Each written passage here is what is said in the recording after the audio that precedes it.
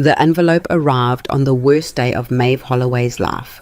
The day her sister's fiancé laughed in her face and called her the fat one nobody wanted. Inside that envelope was a marriage contract from a man she'd never met, a scarred rancher, the territory called the Quiet Wolf. They said he'd killed men with his bare hands. They said he'd driven his own wife away. They said anyone who rode out to Copper Ridge didn't come back the same.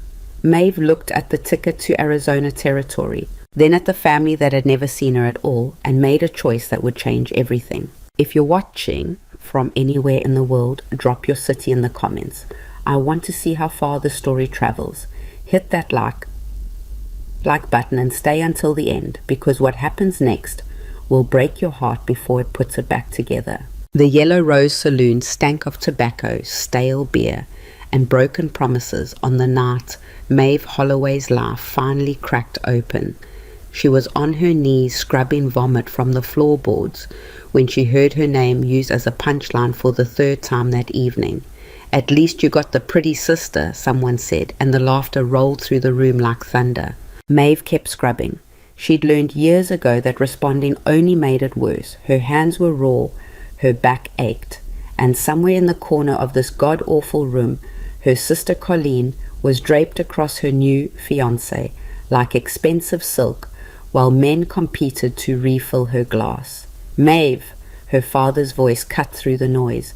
"The spittoons." She didn't look up, just wrung out her rag into the bucket of brown water and pushed herself to her feet. Her knees cracked. She was 27 years old and her body already felt 50. The spittoons were overflowing. They always were on Saturday nights when the cowhands got paid and decided the best use of their money was getting drunk enough to forget they were dying slowly in a town that didn't give a damn about any of them. Maeve hoisted the first one, heavy, sloshing with tobacco juice and spit, and tried not to breathe through her nose. "Jesus, Maeve, you're blocking the view." That was Clayton Morris, Colleen's fiancé, his voice loud and pleased with itself. He was handsome in that clean-cut way that made women stupid and men jealous, the son of the bank owner, a man who'd never worked a real day in his life, but somehow thought that made him better than everyone else. Maeve moved. She always moved. "I'm just saying," Clayton continued, playing to his audience now, "it's remarkable, isn't it? Same parents, same house, and you get..." He gestured toward Colleen, who giggled and swatted at him playfully. "And then you get..." Well, he didn't finish the sentence. He didn't have to. The room erupted in laughter again. Maeve felt her face burn, felt the weight of every eye on her broad shoulders, her thick waist, her plain face that had never launched anything except more jokes. She kept walking toward the back door, the spittoon growing heavier with each step. "Clayton, stop," Colleen said, but she was laughing too. She was always laughing when men made fun of Maeve. "She can hear you." "Oh, she knows I'm teasing." Clayton's voice followed Maeve outside into the alley, where the air was cool and clean and didn't contain her family. "Don't you, Maeve? No hard feelings?" Maeve dumped the spittoon into the waste barrel and stood there in the dark, breathing hard. Her hands were shaking. No hard feelings, as if feelings were a choice, as if she could just decide not to hurt every time someone reminded her she was the consolation prize in a family lottery where Colleen had won everything. She could hear music starting up inside. Someone was playing the piano badly and voices were rising in song. It was going to be a long night. It was always a long night. When she went back inside, her father was waiting by the bar, his face hard. "You're slow tonight," Thomas Holloway said. He was a big man, thick through the chest and shoulders, with hands like ham hocks and a voice that could silence a room. He'd built the Yellow Rose from nothing, and he expected everyone in it, family included, to break themselves maintaining it. "Those tables in the back haven't been wiped down."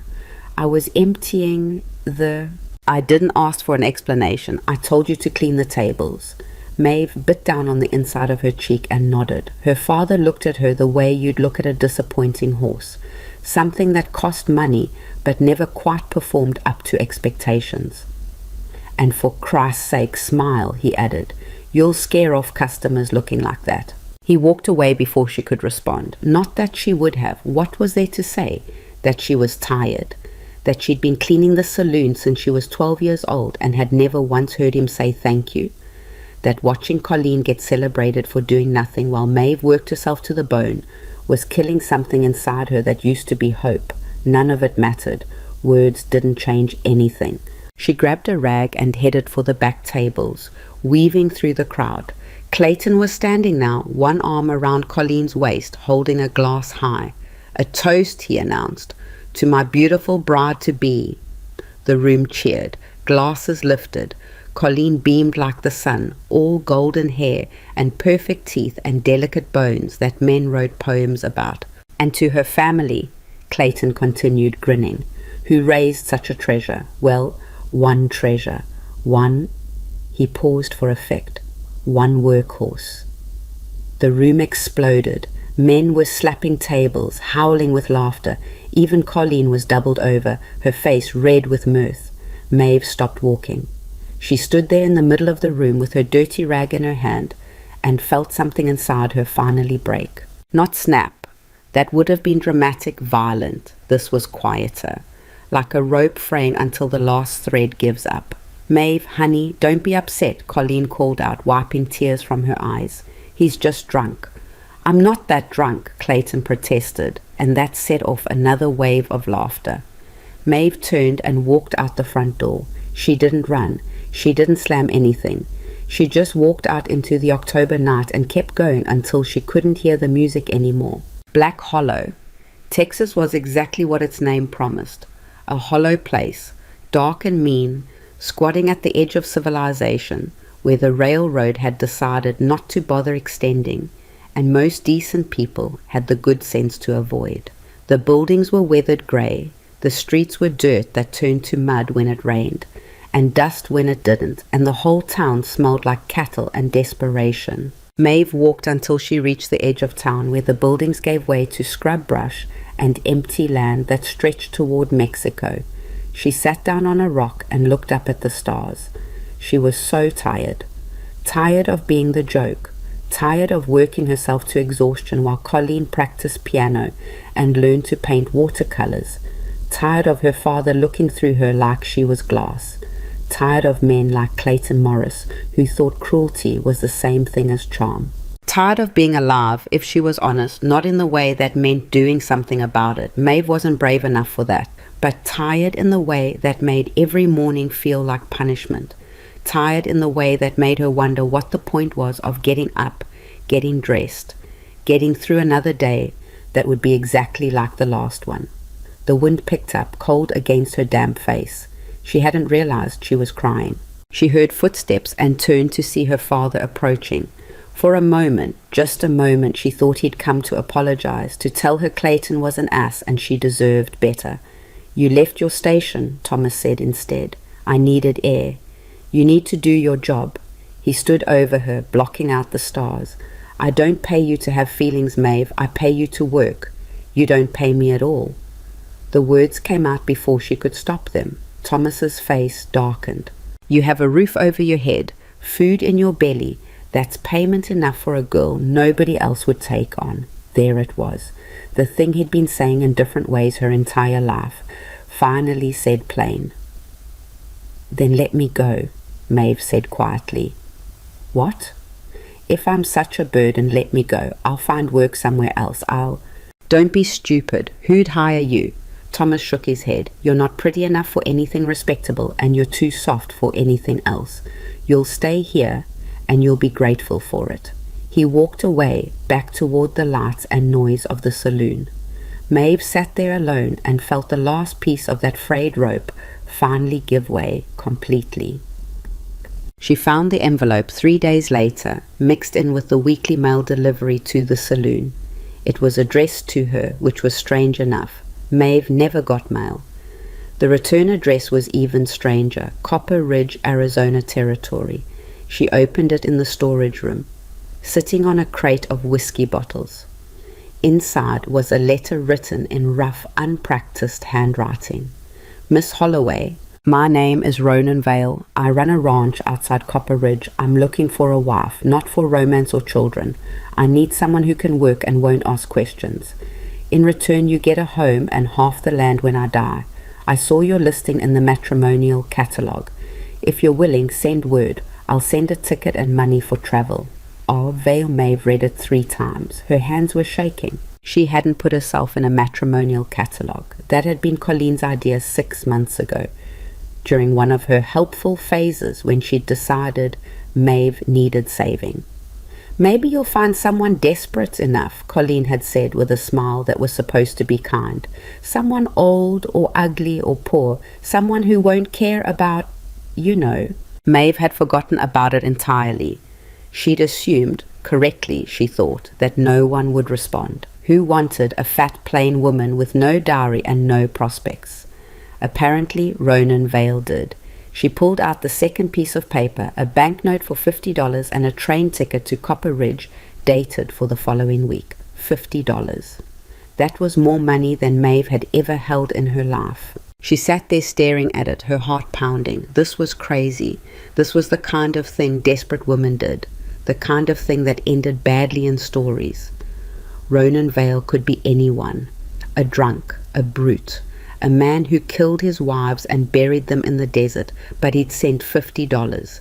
He'd bought a ticket, and his letter had been honest in a way that made her throat tight. I need someone who can work and won't ask questions. Not, I want a beautiful wife, not I'm looking for love, just work in silence and half a ranch.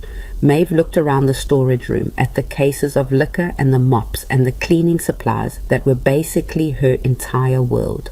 She thought about going back out to scrub floors while Clayton Morris made jokes, and her father treated her like livestock, and her sister smiled that pitying smile. She thought about spending the rest of her life in Black Hollow, getting older and heavier and more invisible until one day she'd just be that sad woman who never left, never lived, never mattered. The decision wasn't even hard. Okay. Telling her family was worse than she'd imagined. Absolutely not, Thomas said when she told him at dinner that night. You're not going anywhere. I'm 27 years old. You're my daughter and you live under my roof. He pointed his fork at her like a weapon. This is insane, Maeve. You don't know this man. He could be anyone. Unlike the men here who are so wonderful. The words came out sharper than she intended.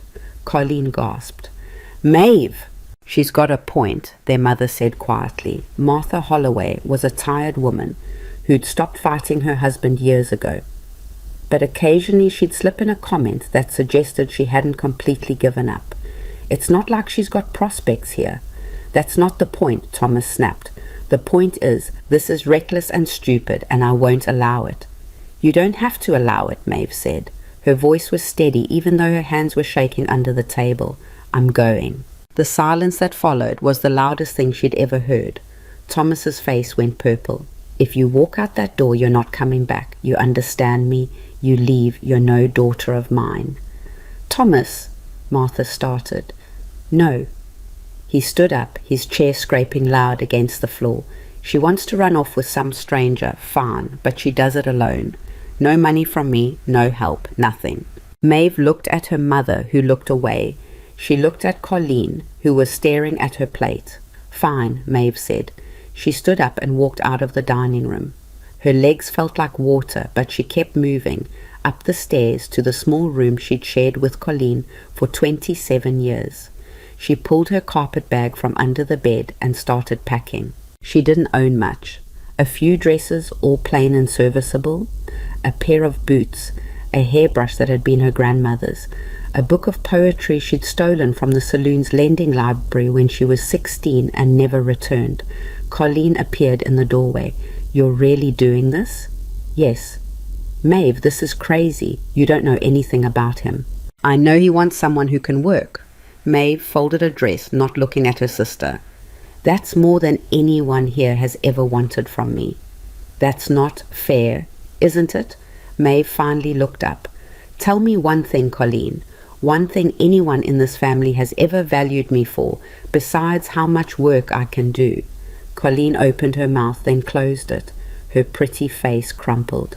I'm sorry Clayton was so mean. He was drunk and I don't care about Clayton.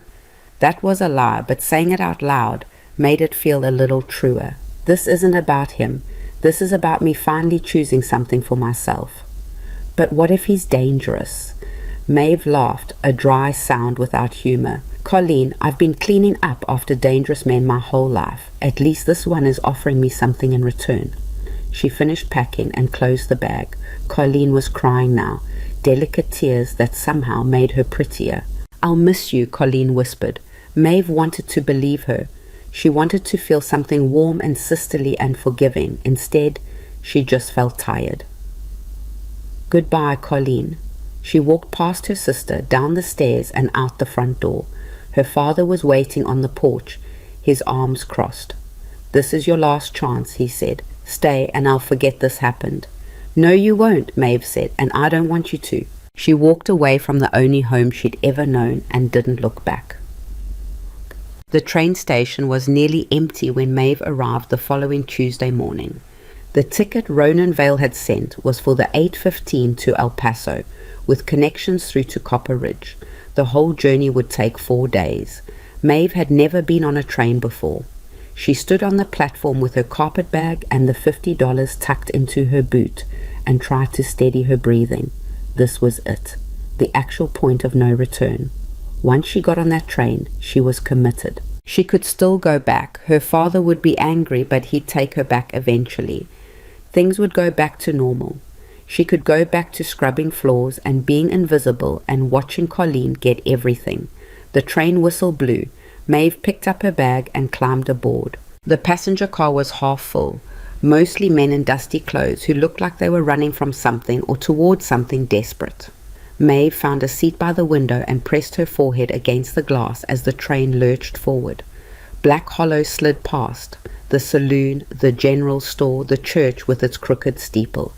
The whole town looked smaller from here, less permanent, like something you could fold up and put in a drawer. A woman across the aisle leaned forward. Traveling alone? Maeve nodded. Brave, the woman said. She was older, probably 50, with kind eyes and work-worn hands. Or desperate, usually one of the two. Both, maybe, the woman smiled. I'm Judith, heading back to Tucson after visiting my sister. You? Copper Ridge. Judith's smile faltered. That's rough country out there. You got family waiting? A husband. The word felt strange in Maeve's mouth. Well, a fiancé. Ah, Judith settled back in her seat. Matrimonial ad. Maeve nodded again, feeling her face heat. Nothing to be ashamed of, Judith said gently. Half the women in the territories got here the same way. She hesitated. Just be careful, honey. Some men out there, they're looking for wives for the right reasons. Others are looking for something they can use up and throw away. How do you tell the difference? Judith was quiet for a moment. You can't always, she admitted, but trust your gut. If something feels wrong, it probably is. And remember, you always got a choice. Don't let anyone tell you different. The train rattled on through Texas scrubland, mile after mile of empty land broken only by the occasional ranch or dying town. Maeve watched it all pass and tried to imagine what Copper Ridge looked like, what Ronan Vale looked like, what her new life would look like. She'd brought the letter with her and read it again in the afternoon light. I need someone who can work and won't ask questions. What kind of man wrote something like that? What kind of life required someone who wouldn't ask questions? The train stopped in El Paso that evening. Maeve had 4 hours before her connection, so she wandered the streets near the station, watching the border town throb with life. Men on horseback, wagons loaded with goods, women in bright dresses calling from doorways. Everything felt louder here, sharper, more alive. She bought a meat pie from a street vendor and ate it sitting on a bench, grease running down her fingers. It was the best thing she'd ever tasted. First time, an old Mexican man sat down next to her, smoking a thin cigar. That obvious? He laughed, a rough sound like gravel shifting. You got that look, like a bird that just realized the cage was always open. Maeve smiled despite herself. Something like that. Where you headed? Copper Ridge. The old man's smile disappeared. That's bad country. Real bad. You sure about that? No, Maeve said honestly, but I'm going anyway. He studied her for a long moment, then nodded slowly. Then I'll tell you something, señorita. Out there, the land doesn't care if you're good or bad, strong or weak. It just takes what it takes. You fight it, you lose. You respect it, maybe you survive. He stood up, tipping his hat. Vaya con Dios. Maeve watched him disappear into the crowd and felt something cold settle in her stomach. The second train was rougher, older, packed with miners and ranchers and drifters who smelled like sweat and leather. Maeve kept to herself, sleeping in fits and starts as the train climbed into higher country where the air grew thin and cold. By the fourth day, she was exhausted, filthy, and starting to seriously question her decision. The woman at the station in Lordsburg had looked at her ticket and said, Copper Ridge. Nobody goes to Copper Ridge on purpose, honey. But it was too late to turn back. She'd spent half the $50 on food and supplies. She had nothing waiting for her in Black Hollow. She had nothing waiting for her anywhere except whatever was at the end of this line. The train pulled into Copper Ridge just after noon on a Thursday. Maeve stepped onto the platform and understood immediately why nobody came here on purpose. The town was barely a town, maybe 20 buildings total, half of them looking abandoned. Everything was sun-bleached and wind-worn, like the desert was slowly reclaiming it. Mountains rose in the distance, dark and jagged, against a sky so blue it hurt to look at. The platform was empty except for a single man standing beside a wagon. Maeve's breath caught. He was tall, broad-shouldered, wearing a battered hat pulled low over his face. As she approached, he looked up and she saw what the rumors had been talking about. His face was ruined. Not entirely. The left side was fine, even handsome in a hard way, but the right side was destroyed, melted, and twisted by what must have been a terrible burn. The scar ran from his jaw up past his ear, pulling his mouth into a permanent half grimace. His right eye was slightly clouded. He was the most frightening-looking man Maeve had ever seen, and he was looking at her like she was the frightening one. They stood there staring at each other for a long moment. Finally, Maeve found her voice. "Mr. Vale?" He nodded once, sharp and quick. "I'm Maeve Holloway." Another nod. He gestured toward the wagon, then picked up her carpet bag before she could protest. They rode in silence for the first hour. The wagon rattled over rough road that cut through endless desert dotted with mesquite and prickly pear. The sun was brutal, turning everything into shimmering waves. Maeve tried not to stare at Ronan, but it was difficult. He sat rigid beside her, his scarred hands loose on the reins, his jaw set. He hadn't said a single word since she'd arrived. "I'm looking for someone who won't ask questions." She was starting to understand what he meant. Finally, unable to bear the silence anymore, she said, "How far is the ranch?" 20 miles. His voice was rough, like he didn't use it much. "Another hour." "It's very empty out here." He almost smiled, almost. "That's the point." More silence. Maeve tried again. "The town seems dead. It's dead." Ronan glanced at her, his good eye sharp. "Mining dried up 5 years back. Most people left. The ones who stayed are too stubborn or too stupid. Which are you?" This time he did smile, just a twitch at the corner of his mouth. Both, probably.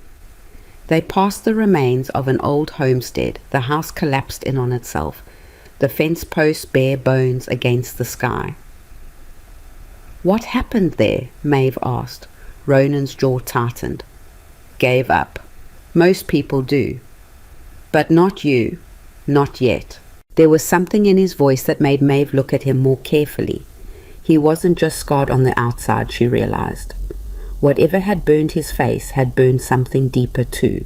The ranch appeared as they crested a low rise, a cluster of buildings huddled against the base of a red rock mesa, a cabin, a barn, a few outbuildings, all weathered and patched together like they were held upright by stubbornness alone. But there were corrals with fences that looked solid, and she could see a few cattle grazing in a distant pasture, and smoke was rising from the cabin's chimney.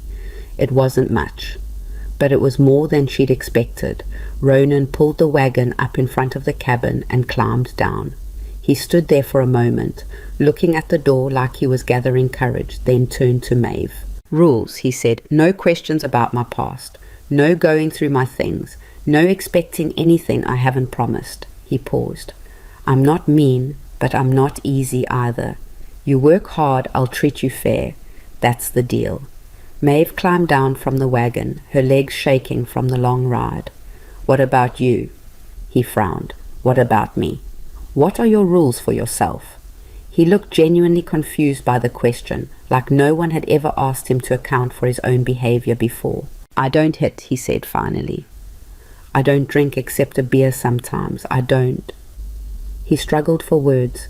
"I don't hurt people who don't deserve it."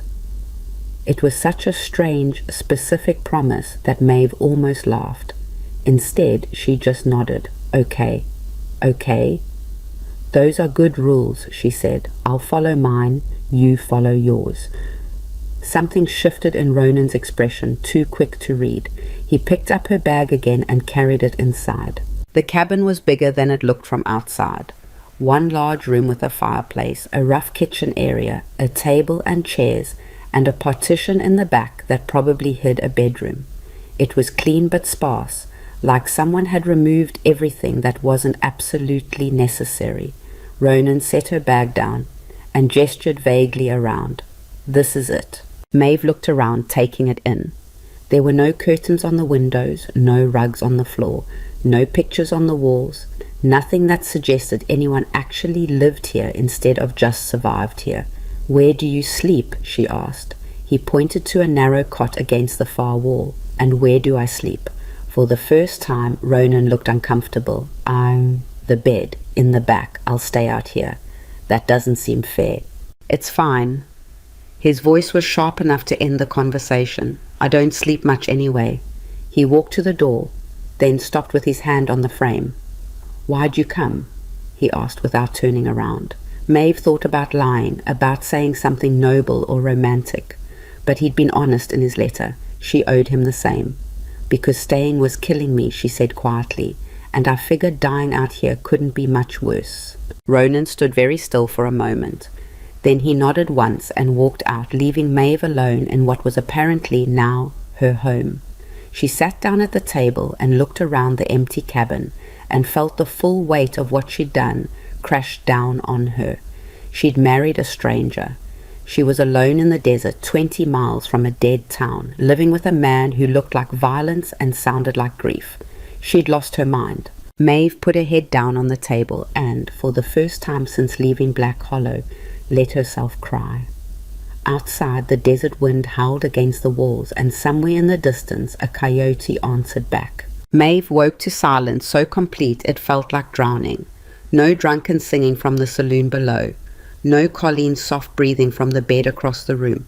No sounds of her father moving around downstairs, already angry about something before the sun was up. Just silence, and the wind scratching at the cabin walls like something trying to get in. She lay there in the narrow bed, staring at rough wooden beams above her head, and tried to remember how she'd gotten here. The train, the endless desert, Ronan's scarred face and careful distance, the cabin that felt less like a home and more like a place someone was hiding. Her body ached everywhere. Muscles she didn't know existed were screaming from yesterday's work. Her hands were covered in blisters that had already started to bleed. Her back felt like someone had taken a hammer to it. This was a mistake. She'd made a terrible, irreversible mistake. The thought was still circling her brain when she heard movement from the main room. Water being poured, the clank of a pot on the stove, boots on the wooden floor. Ronan was already up. Maeve forced herself out of bed and dressed quickly in the cold morning air. Her reflection in the small mirror on the wall looked worse than she felt. Hair a mess, face still dusty from the road, dark circles under her eyes that hadn't been there a week ago. When she came out, Ronan was at the stove working over a pan of eggs and bacon. He glanced at her, nodded once, then went back to cooking. "Coffee's hot," he said. Maeve poured herself a cup and sat at the table. The coffee was strong enough to strip paint, but it was warm and that was enough. She watched Ronan move around the small kitchen with the economy of someone who'd been doing this alone for a long time. No wasted motion, no hesitation, everything in its place. He set a plate in front of her without comment. Eggs, bacon, bread, toasted over the stove. Simple food, but more than she'd expected. "Thank you," she said. He nodded and took his own plate to stand by the window, eating while looking out at the desert dawn. They ate in silence. Maeve tried to think of something to say, some way to break through the wall of quiet that Ronan carried around like armor. But everything that came to mind felt stupid or intrusive, so she just ate her breakfast and tried not to feel like she was sitting in a stranger's house, which she supposed she was. "Need to check the north fence line today," Ronan said finally, still looking out the window.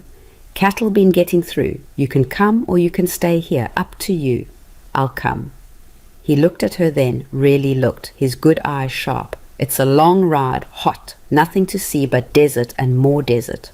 "I didn't come here to sit inside," Maeve said. Something flickered in his expression, approval maybe, or surprise.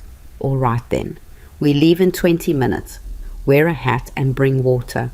Desert'll kill you if you're careless." They rode out as the sun was climbing, Ronan on a grey gelding that looked as tough as he did, Maeve on a smaller bay mare that seemed content to follow along.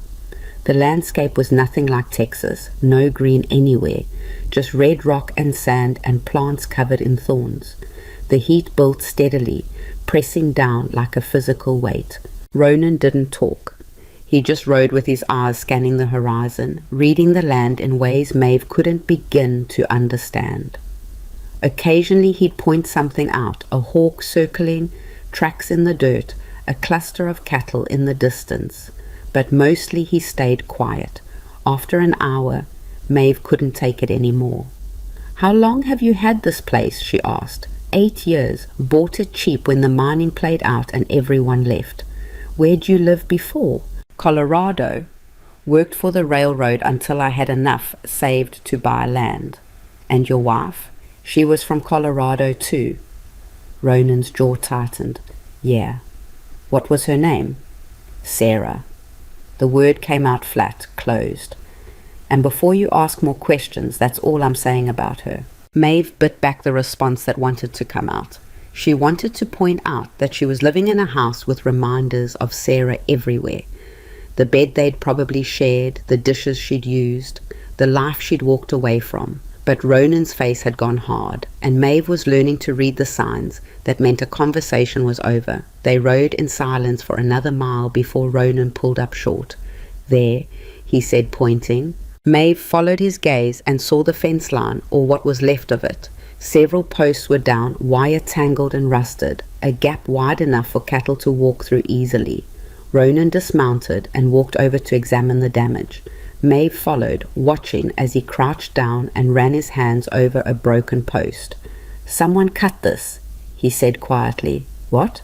"This wasn't weather or cattle. Someone took a saw to it."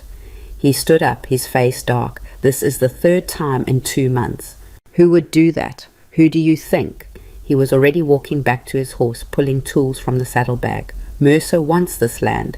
If I can't keep the cattle in, if I can't prove improvements, I lose the homestead claim. Then he can buy it for nothing." "That's how things work out here," Ronan interrupted. "Law doesn't mean much when you're far enough from town and rich enough to buy the people who enforce it." He started pulling wire, his movements sharp and angry. Maeve stood there feeling useless until he glanced over at her. "You just going to watch or you going to help? Tell me what to do. Hold this end, keep tension on it while I attach it to the post." They worked for the next 2 hours in the climbing heat, replacing posts and re-stringing wire. The work was harder than anything Maeve had done before. The wire cut into her already blistered hands. The posts were heavy and the sun was relentless. Sweat soaked through her dress and she could feel her skin burning despite the bonnet she wore. But she didn't complain. She just held the wire when Ronan told her to hold it, lifted when he told her to lift, and tried not to think about how much her body was going to hate her tomorrow. Finally, Ronan stepped back and surveyed their work. The fence was up again, at least temporarily. He wiped sweat from his face with his sleeve and looked at Maeve. "You did good," he said. The words were simple, but they hit something deep in Maeve's chest. When was the last time anyone had told her she'd done good? When was the last time someone had acknowledged her work instead of just expecting more? "Thank you," she managed. They rode back as the sun was starting its descent, turning the sky orange and purple. Maeve was exhausted beyond words, every muscle screaming, her hands raw and bleeding. But there was something else too, a satisfaction she'd never felt scrubbing saloon floors. They'd fixed something. They'd fought against the desert and won, at least for today. When they got back to the ranch, Ronan took care of the horses while Maeve went inside and collapsed into a chair at the table. She was too tired to even think about starting dinner. Ronan came in a few minutes later and went straight to a cabinet, pulling out a jar of something. He set it on the table in front of her, along with clean cloth. "For your hands," he said. "It'll sting, but it'll help." Maeve opened the jar, some kind of salve that smelled like mint and something medicinal. She scooped some out and started working it into her blistered palms, hissing at the burn. Ronan watched for a moment, then pulled her hands toward him. "You're doing it wrong." Before she could protest, he was working the salve into her palms himself, his rough fingers surprisingly gentle. The intimacy of it made Maeve's breath catch. This was the closest they'd been since she'd arrived, the first time he'd voluntarily touched her. "My hands looked like this when I first started," he said, not looking at her face. "Took months before they toughened up. How'd you stand it?" "Didn't have a choice." He finished with one hand and moved to the other. When you're building something from nothing, you just keep going until your body catches up with what your mind's trying to do. Is that what you're doing? Building something from nothing? Trying to.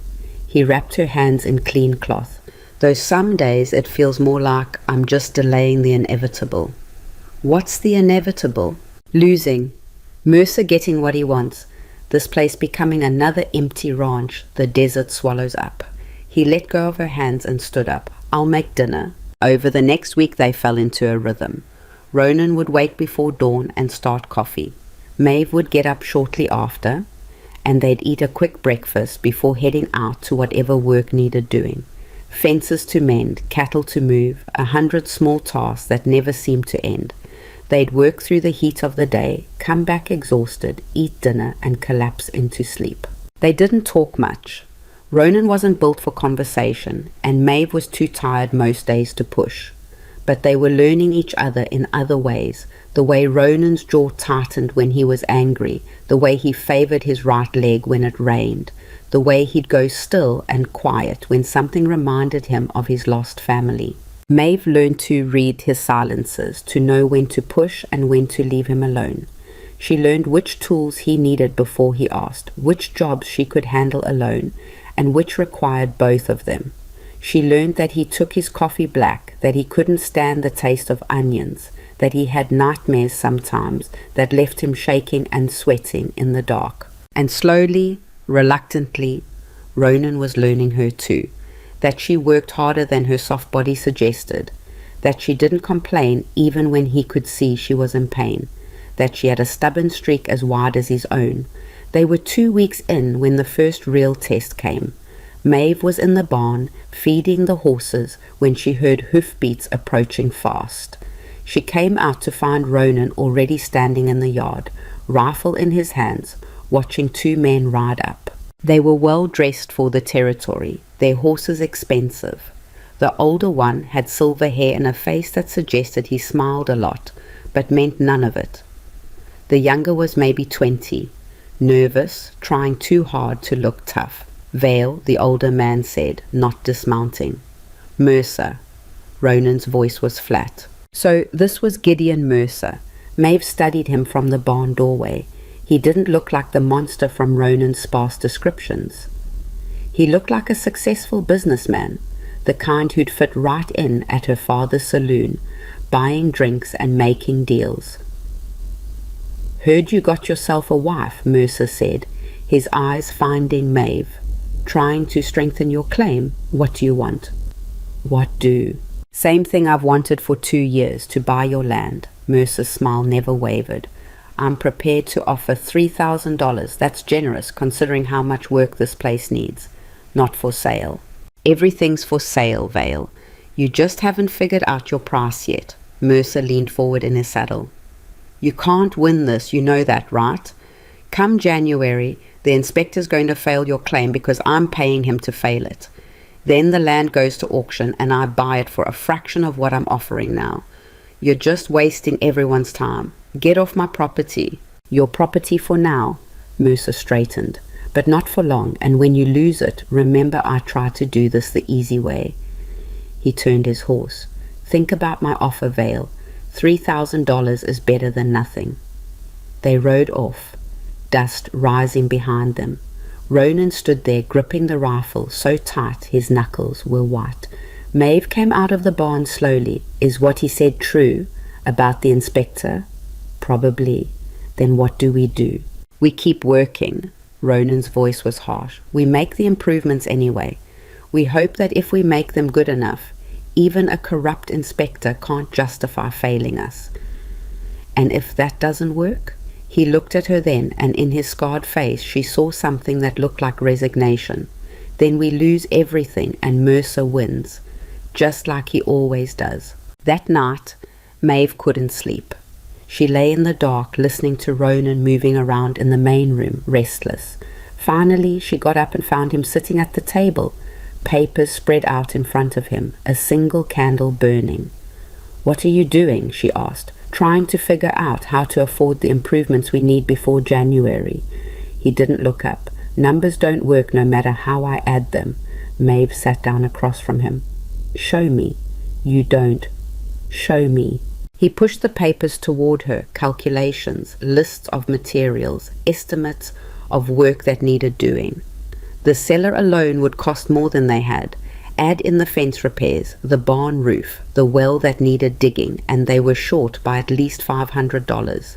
Can you borrow it? Maeve asked. From who?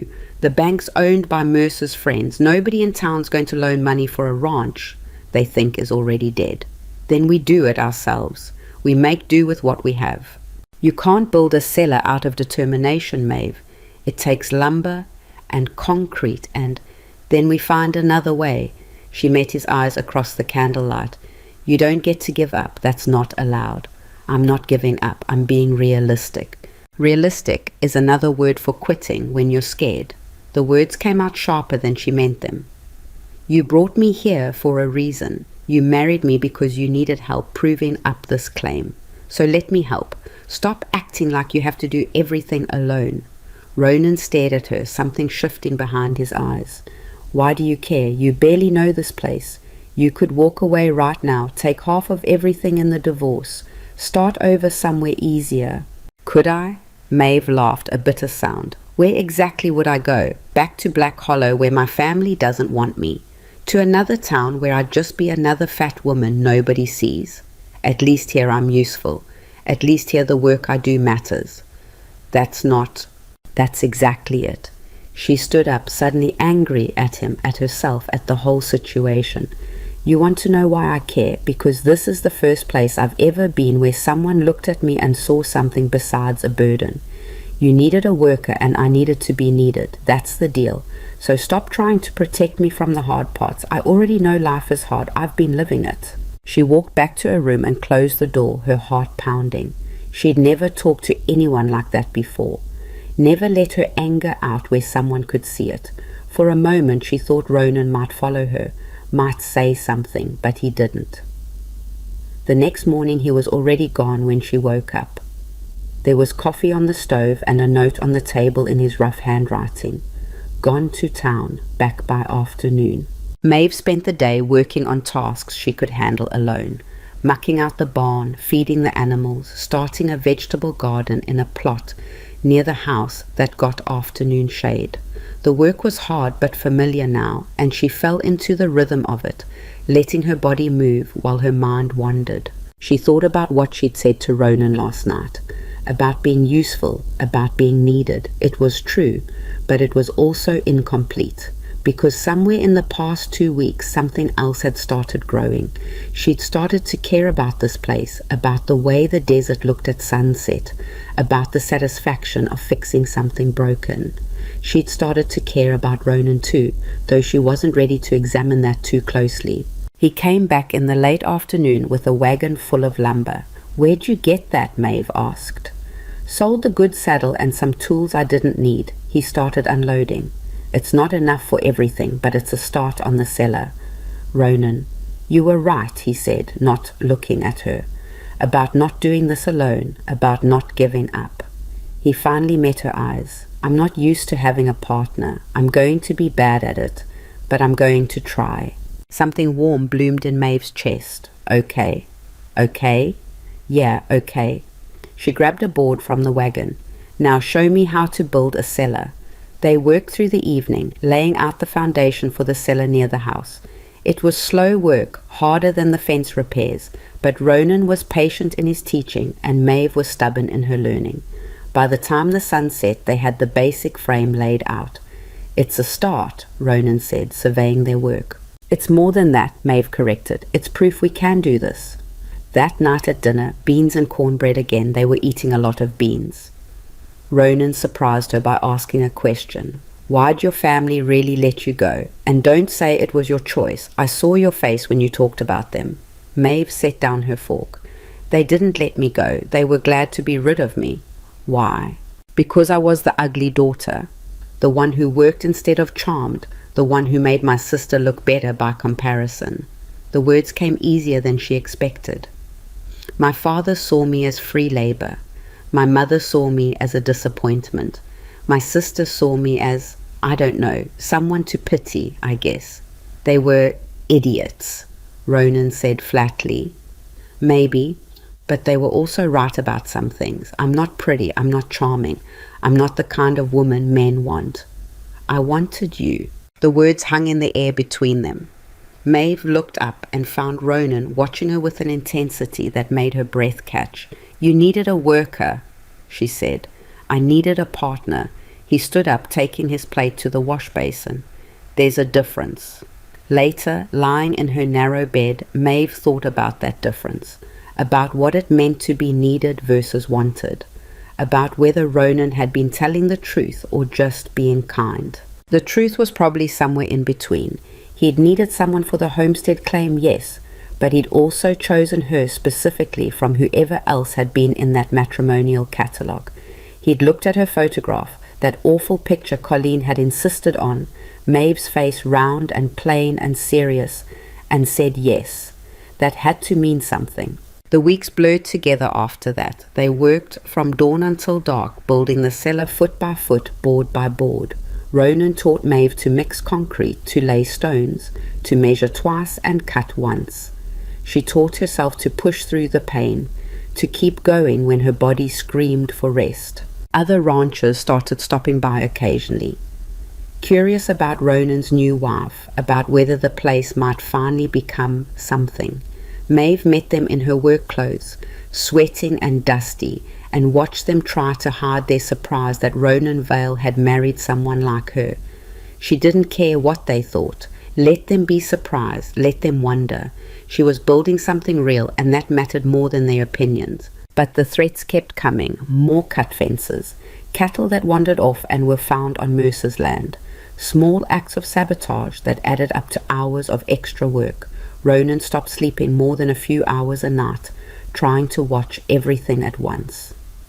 "You can't keep this up," Maeve told him one morning when she found him already working before dawn, his face grey with exhaustion.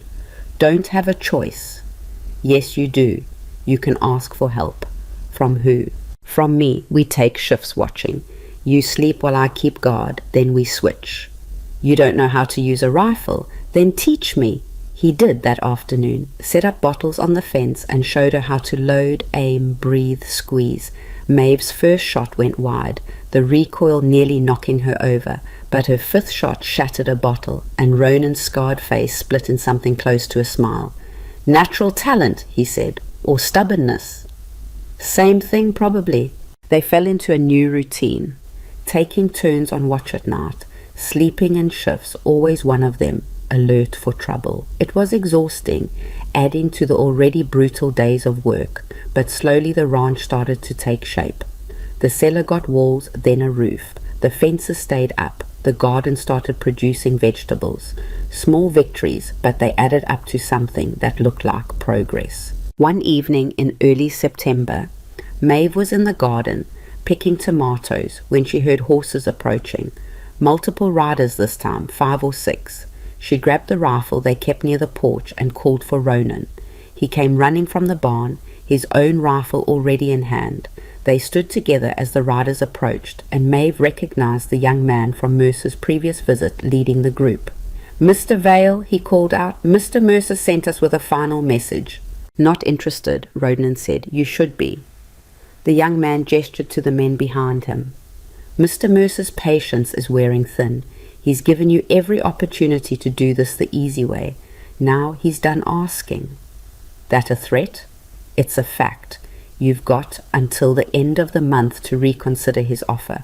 After that," he shrugged, "after that accidents happen, fires start, people get hurt." Maeve felt Ronan tense beside her. She touched his arm, a light warning. "Not here, not now, not against 6 armed men." "We'll take our chances," Maeve said, her voice steady despite her racing heart. The young man looked at her like he'd just noticed she was there. "Ma'am, you should convince your husband to see reason. This land isn't worth dying for." "That's where you're wrong," Maeve said. "This land is exactly what's worth dying for, because it's ours. We built it, and we're not giving it up to some bully with money just because he's used to getting his way." The young man's face darkened. "You're making a mistake." "Probably," Maeve agreed, "but it's our mistake to make. Now get off our property before my husband stops being polite about it." They stared at each other for a long moment. Then the riders turned and left, but the threat hung in the air behind them like smoke. When they were gone, Ronan turned to her. "That was either very brave or very stupid." "Can't it be both?" "Usually is." He was almost smiling. "But thank you for standing with me." "Where else would I stand?" That night the nightmares came back worse than before. Maeve woke to the sound of Ronan thrashing in his cot, words she couldn't make out tumbling from his lips. She got up and found him tangled in his blanket, his scarred face twisted in terror, and she did the only thing she could think of. She sat beside him and touched his shoulder gently. "Ronan, wake up, you're safe." His eyes flew open, wild and unfocused. For a moment she thought he might strike out, but then he saw her and something in him settled. "Sorry," he rasped. "Did I wake you?" "It's fine. Do you want water?" He nodded and she brought him a cup. He drank it in one go, his hands shaking. "The fire?" she asked quietly. "The fire, the horses screaming, my daughter crying." He set down the cup. "Sometimes I can still smell it, the burning, even years later." "I'm sorry." "Not your fault." "I know. But I'm still sorry it happened to you." They sat there in the dark, and slowly Ronan's breathing evened out. Maeve thought about going back to her room, but something kept her there, sitting beside this broken man who was teaching her to be strong. "Can I ask you something?" Ronan said finally. "Yeah. Do you regret coming here?" Maeve thought about it, really thought about it. The work was brutal, the isolation was hard, the danger was real. 6 weeks ago she'd been invisible in Black Hollow. Now she was working herself to exhaustion in the middle of the desert with a man who barely spoke, and threats piling up like storm clouds. "No," she said, "I don't regret it." "Why not?" "Because for the first time in my life, I feel like I'm building something that matters, something that's mine." She looked at him in the darkness. "You gave me that, whether you meant to or not." Ronan was quiet for a long moment. Then he reached out and took her hand, his rough palm warm against hers. "Thank you," he said, "for staying, for fighting, for being stubborn enough to save something I almost gave up on." "The ranch?" "Myself." They sat there holding hands in the dark Arizona night, and Maeve understood that something between them had shifted. They weren't just partners in a business arrangement anymore. They were becoming something else, something neither of them had words for yet, something that felt dangerously close to hope. The fence posts were rotting from the inside out, and Maeve discovered this fact by putting her full weight against one and watching it snap like kindling. She landed hard on her backside in the dirt, splinters scattered around her like accusations. Damn it, she muttered, pushing herself up. Her hands were already raw from 3 days of work, blisters on top of blisters, and now her tailbone was going to bruise. She kicked at the broken post, which accomplished nothing except making her foot hurt.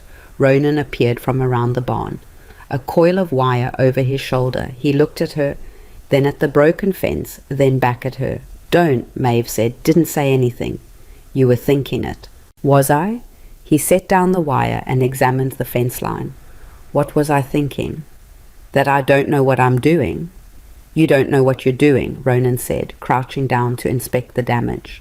"But neither did I when I started. These posts are 10 years old. They're all going to need replacing before winter." Maeve wiped sweat from her forehead with the back of her hand. It was barely 8 in the morning and already felt like noon. The September heat was different from Texas heat, drier, meaner, like it was trying to suck the moisture straight out of your bones. "How many posts?" Ronan stood up, surveying the fence line that stretched toward the horizon. 300 maybe, could be more. 300. Maeve's voice came out flat. "Before winter. That's 4 months. That's insane." "That's the job." Ronan picked up the coil of wire again. "Federal land inspector comes in January. If the improvements aren't done, we lose the claim. Mercer's been waiting for that." There it was again. Gideon Mercer. The name that made Ronan's jaw tighten and his already limited words dry up completely. In the 3 weeks since Maeve had arrived, she'd learned a few things about her new husband. He woke before dawn and worked until he couldn't see. He ate whatever was put in front of him without comment. He never raised his voice, never complained, and never, ever talked about anything that mattered. But mention Mercer and something changed. His scarred face would go still. His good eye would go cold, and Maeve could see the violence he kept locked down, somewhere deep. "Tell me about Mercer," she said. Ronan's shoulders stiffened. "No. That's one of your rules? Don't talk about the man trying to take your land." "Our land," Ronan said quietly. "Contracts filed. You're half owner now." It was the first time he'd acknowledged that part of their agreement. Maeve had started to wonder if he'd forgotten, or if it had been a lie to get her out here. But the papers had been real, signed and witnessed in town the day after she arrived. Ronan hadn't made a ceremony of it. He just pushed the documents across the table at the land office and said, "Sign here." Half owner of a dying ranch in the middle of nowhere. Some women got poetry and flowers. Maeve got property rights and rotting fence posts. "Fine," she said. "Don't tell me about Mercer, but if I'm dying out here, I'd like to know what I'm dying for." Ronan looked at her for a long moment, and Maeve couldn't read his expression. Then he jerked his head toward the barn. "Come on, I'll show you how to set a post properly." It wasn't an answer, but it was something. Maeve followed him, trying not to limp from where she'd fallen. She was learning that Ronan communicated in actions more than words. When she'd burned dinner the second night, he'd just taken over the cooking the next evening, working silently beside her until she understood the rhythm of the ancient wood stove. When she'd struggled with the well pump, he'd appeared with a wrench and fixed whatever was wrong without being asked. He was a hard man to understand and an impossible one to read, but he wasn't cruel. That counted for more than Maeve had expected. The barn was cooler, shadowy, smelling of hay and leather and something else she couldn't identify. Old grief, maybe, if grief had a smell. Ronan moved through it like a man who'd memorized every inch in the dark. He pulled down tools from hooks, gathered supplies, his movements economical and sure. "Post needs to go down at least 3 feet, he said, demonstrating with the post hole digger. "Deeper if you can manage it. Pack the dirt tight. Wire needs tension, but not so much it'll snap in the wind." Maeve watched, trying to memorize the sequence. Her back already ached thinking about digging 300 holes 3 feet deep. "Why didn't you hire men to help?" she asked. Ronan's hands paused on the digger. "Can't afford it. But you could afford to bring me out here." That was different. He set the tool down and finally looked at her directly. "I needed a wife for the claim. Homestead law says you need to prove up improvements and habitation. Single man has a harder time. Married man with a working ranch, that's different. So I'm here for the paperwork. You're here because I needed help, and you needed out. Ronan's voice was matter of fact, not unkind. That's the deal. I didn't lie to you. He was right. He hadn't lied. The letter had been clear. Maeve had just done what she always did, hope for something that wasn't being offered. Okay, she said. Teach me how to dig a fence post hole. Something like approval flickered in Ronan's damaged face. He picked up the digger and handed it to her. 3 feet, straight down. Try not to hit any rocks. The land was nothing but rocks, as it turned out. Maeve hit 6 of them in the first hole and only managed to get down 2 feet before her arms gave out. Ronan watched without comment, then took over and finished the job in about 90 seconds. It gets easier, he said. When? Eventually. They worked through the morning. Ronan set in post while Maeve learned to mix concrete and pack dirt. The sun climbed higher, turning the landscape into something shimmering and alien. Sweat soaked through Maeve's dress and she gave up caring about propriety, rolling up her sleeves and tying her skirt up out of the way. Ronan worked with his shirt on despite the heat, and Maeve understood it was because of the scars. She'd seen the edge of them, the melted skin that disappeared under his collar, and wondered what the rest looked like. What kind of fire did that to a man? But asking would break his rules, so she kept digging. Around noon, a rider appeared on the horizon. Ronan straightened immediately, his hand moving to the rifle leaning against the fence post. Get to the house, he said. Who is it? Now. The tone left no room for argument. Maeve dropped her shovel and headed for the cabin, but she stopped at the porch and watched. The rider was coming fast, kicking up dust. Ronan didn't move from the fence line. He just stood there with the rifle in his hands, waiting. The rider pulled up about 20 yards out. He was young, maybe 25, wearing clothes too clean for ranch work. His horse was well-bred, expensive. Everything about him screamed money.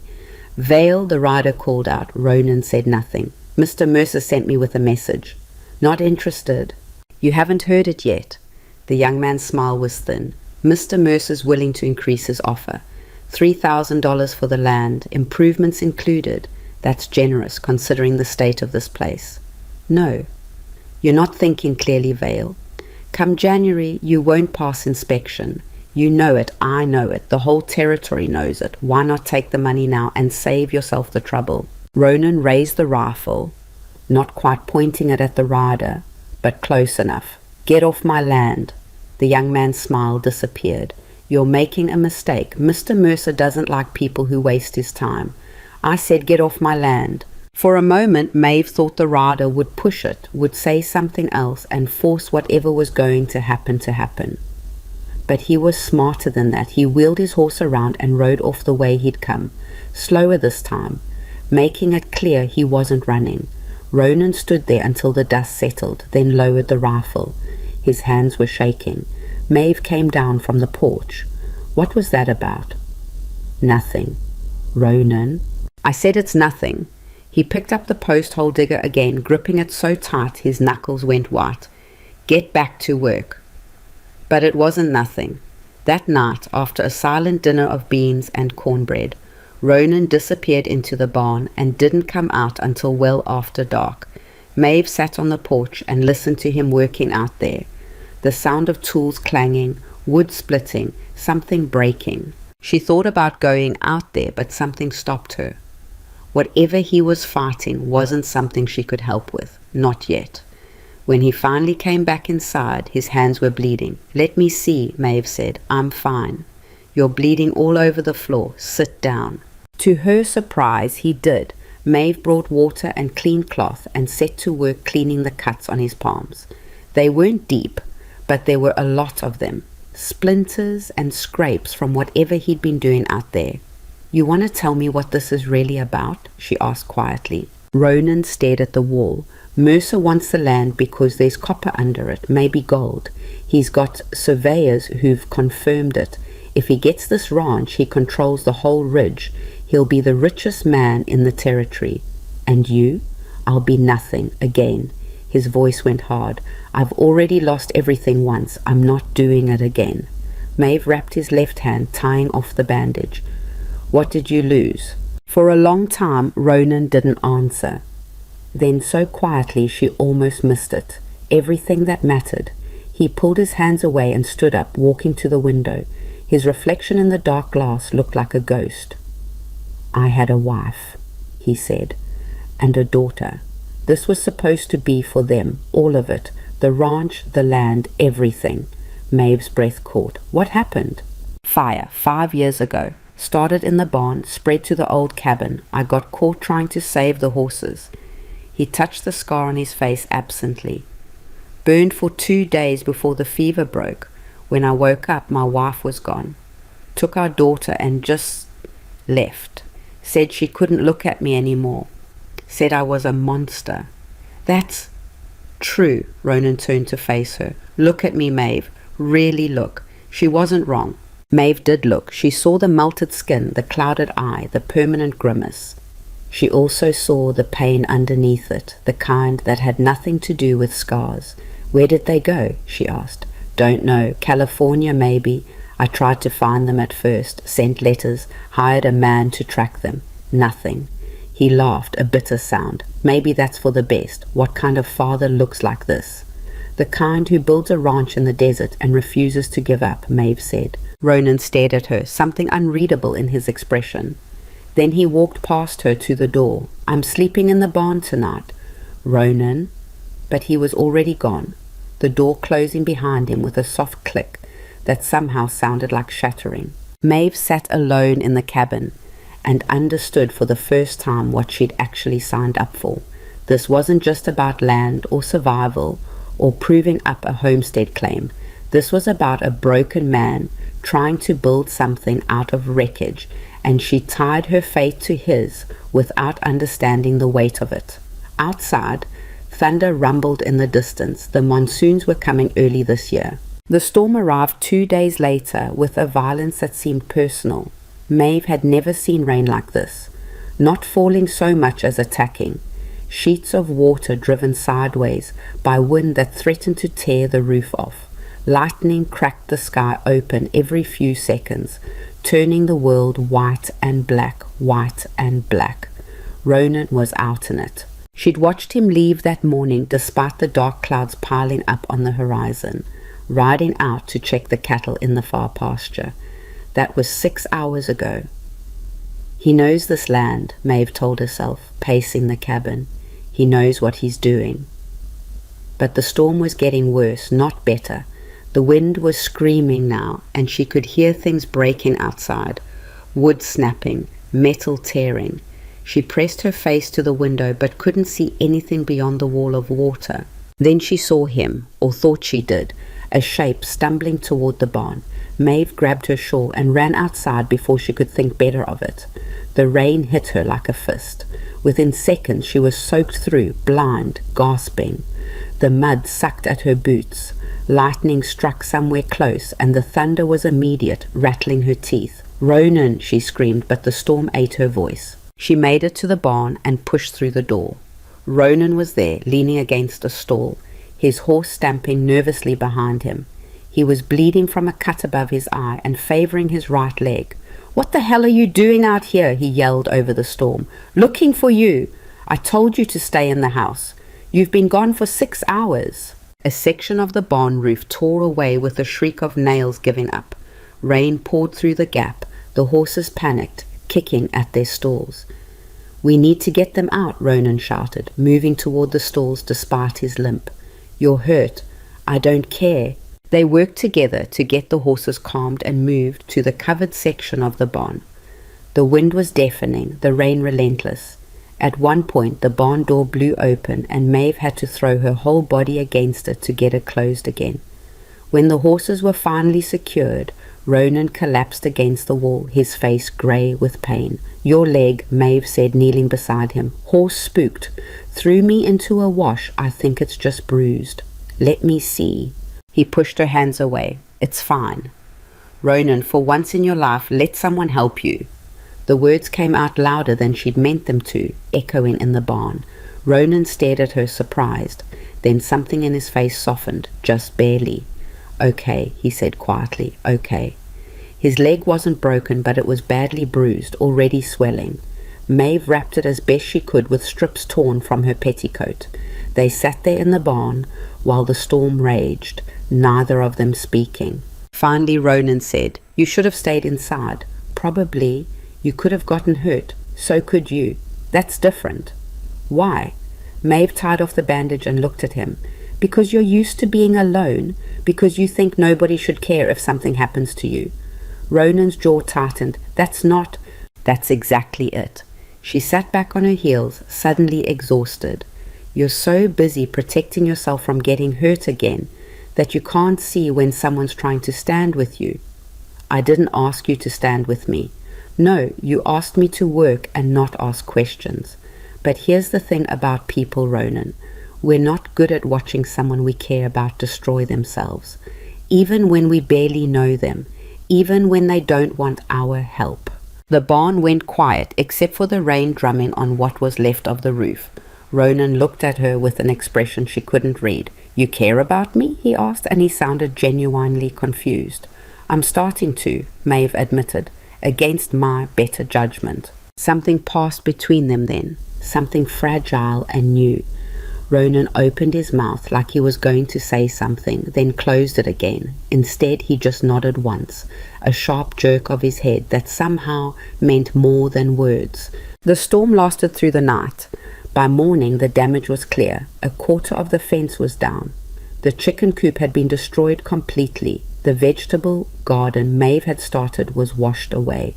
And worst of all, the cellar they'd been building, the one thing the land inspector absolutely required, had collapsed in on itself. Weeks of work reduced to a muddy hole.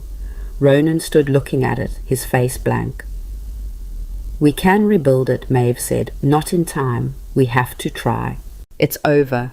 His voice was flat, dead. "Mercer wins. He always wins." Maeve felt something hot and fierce rise in her chest. "No." "No?" Ronan looked at her. "Look around, Maeve. We can't do this. I can't do this." "Then we get help." "There is no help.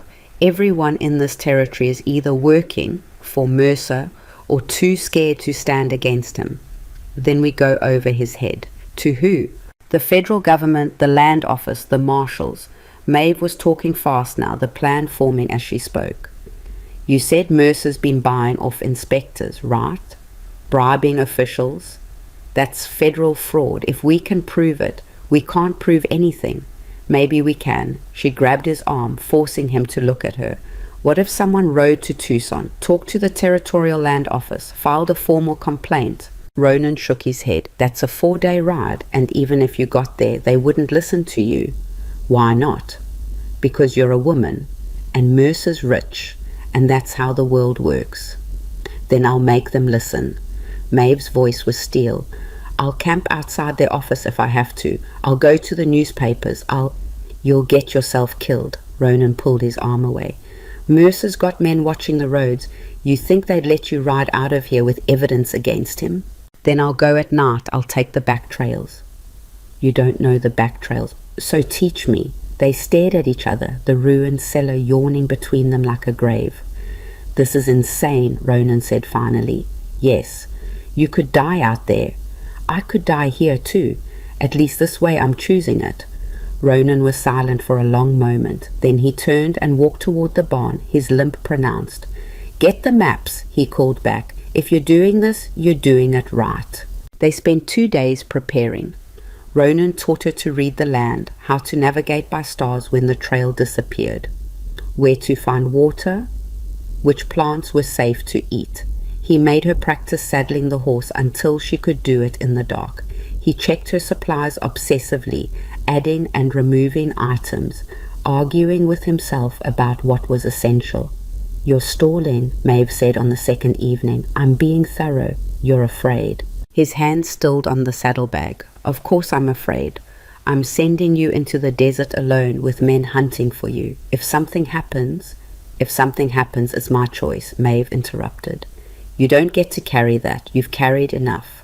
Ronan looked at her, and in his scarred face she saw something raw and unguarded. "I can't lose someone else," he said quietly. "I can't." Maeve's throat tightened. "Then trust me to come back." "I don't know how to do that." "Neither do I." She took his bandaged hand. "But I'm learning. We both are." She left before dawn on the third day, riding out under a sky full of stars. Ronan stood in the yard watching her go, and even from 50 yards away she could feel his fear like a living thing. The first day passed without incident. Maeve followed the trail Ronan had drawn, staying off the main road, using dry washes and ridge lines for cover. The horse was steady, the weather held, and by sunset she'd made good progress. The second day brought trouble. She heard the riders before she saw them, 3 men coming up fast from behind. Maeve kicked her horse into the cover of some rocks and waited, her heart hammering. The men passed close enough that she could hear their conversation. Said she'd be coming this way. Could have gone north. Mercer wants her stopped either way. They were looking for her. Somehow Mercer knew. Maeve waited until they were gone, then abandoned the trail entirely. She headed into rougher country, following paths Ronan had marked as emergency routes. The going was slower, but safer. On the third day her horse went lame. Maeve dismounted and checked the hoof, finding a stone wedged deep. She worked it out, but the damage was done. The horse could barely walk, much less carry her weight. She was still 2 days from Tucson, maybe 3 on foot.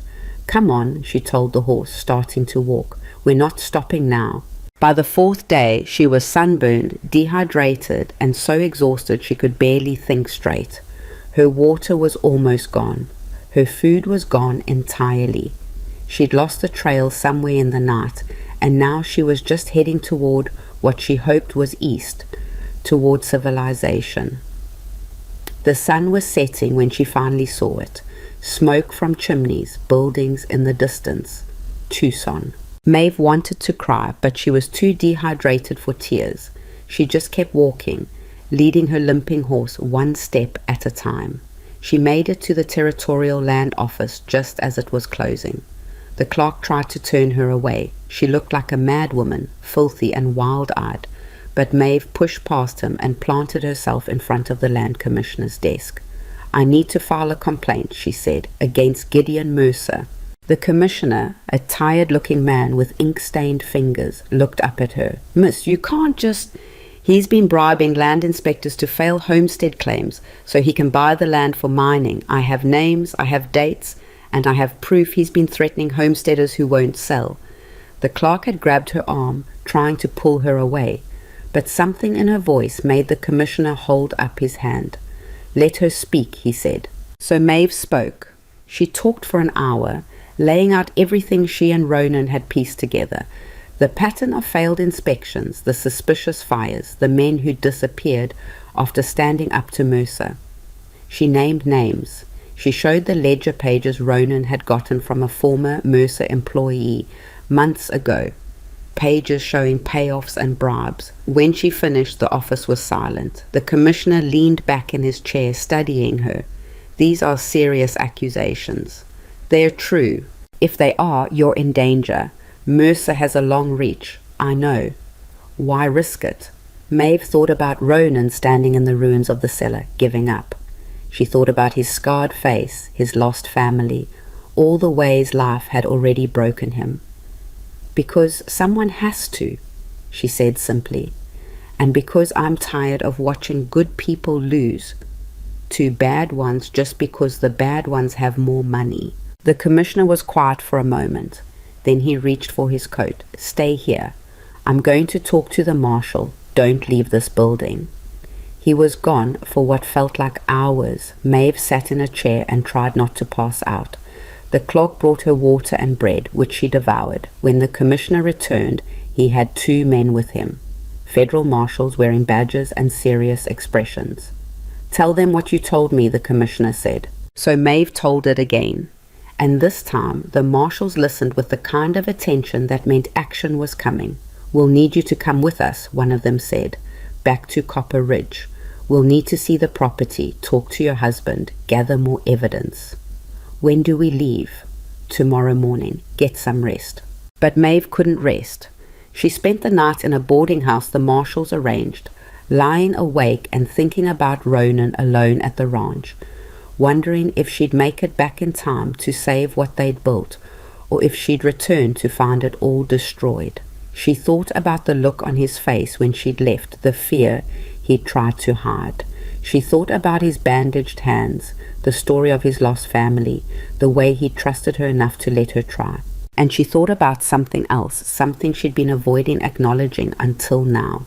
She cared about him, more than cared. Somewhere in the past weeks of digging fence posts and fixing roofs and learning to read the silence between his words, she'd fallen for the scarred, silent man who'd looked at her photograph and simply said yes. The realization should have scared her. Instead, it felt like the first true thing she'd felt in years. Outside, the desert night pressed against the window, and somewhere across all those miles, Ronan was waiting. She'd come back. She'd promised she would. And Maeve Holloway had learned that she was the kind of woman who kept her promises, even when they cost everything, especially then. The ride back to Copper Ridge took 3 days with the marshals, and every mile felt like walking backward through fire.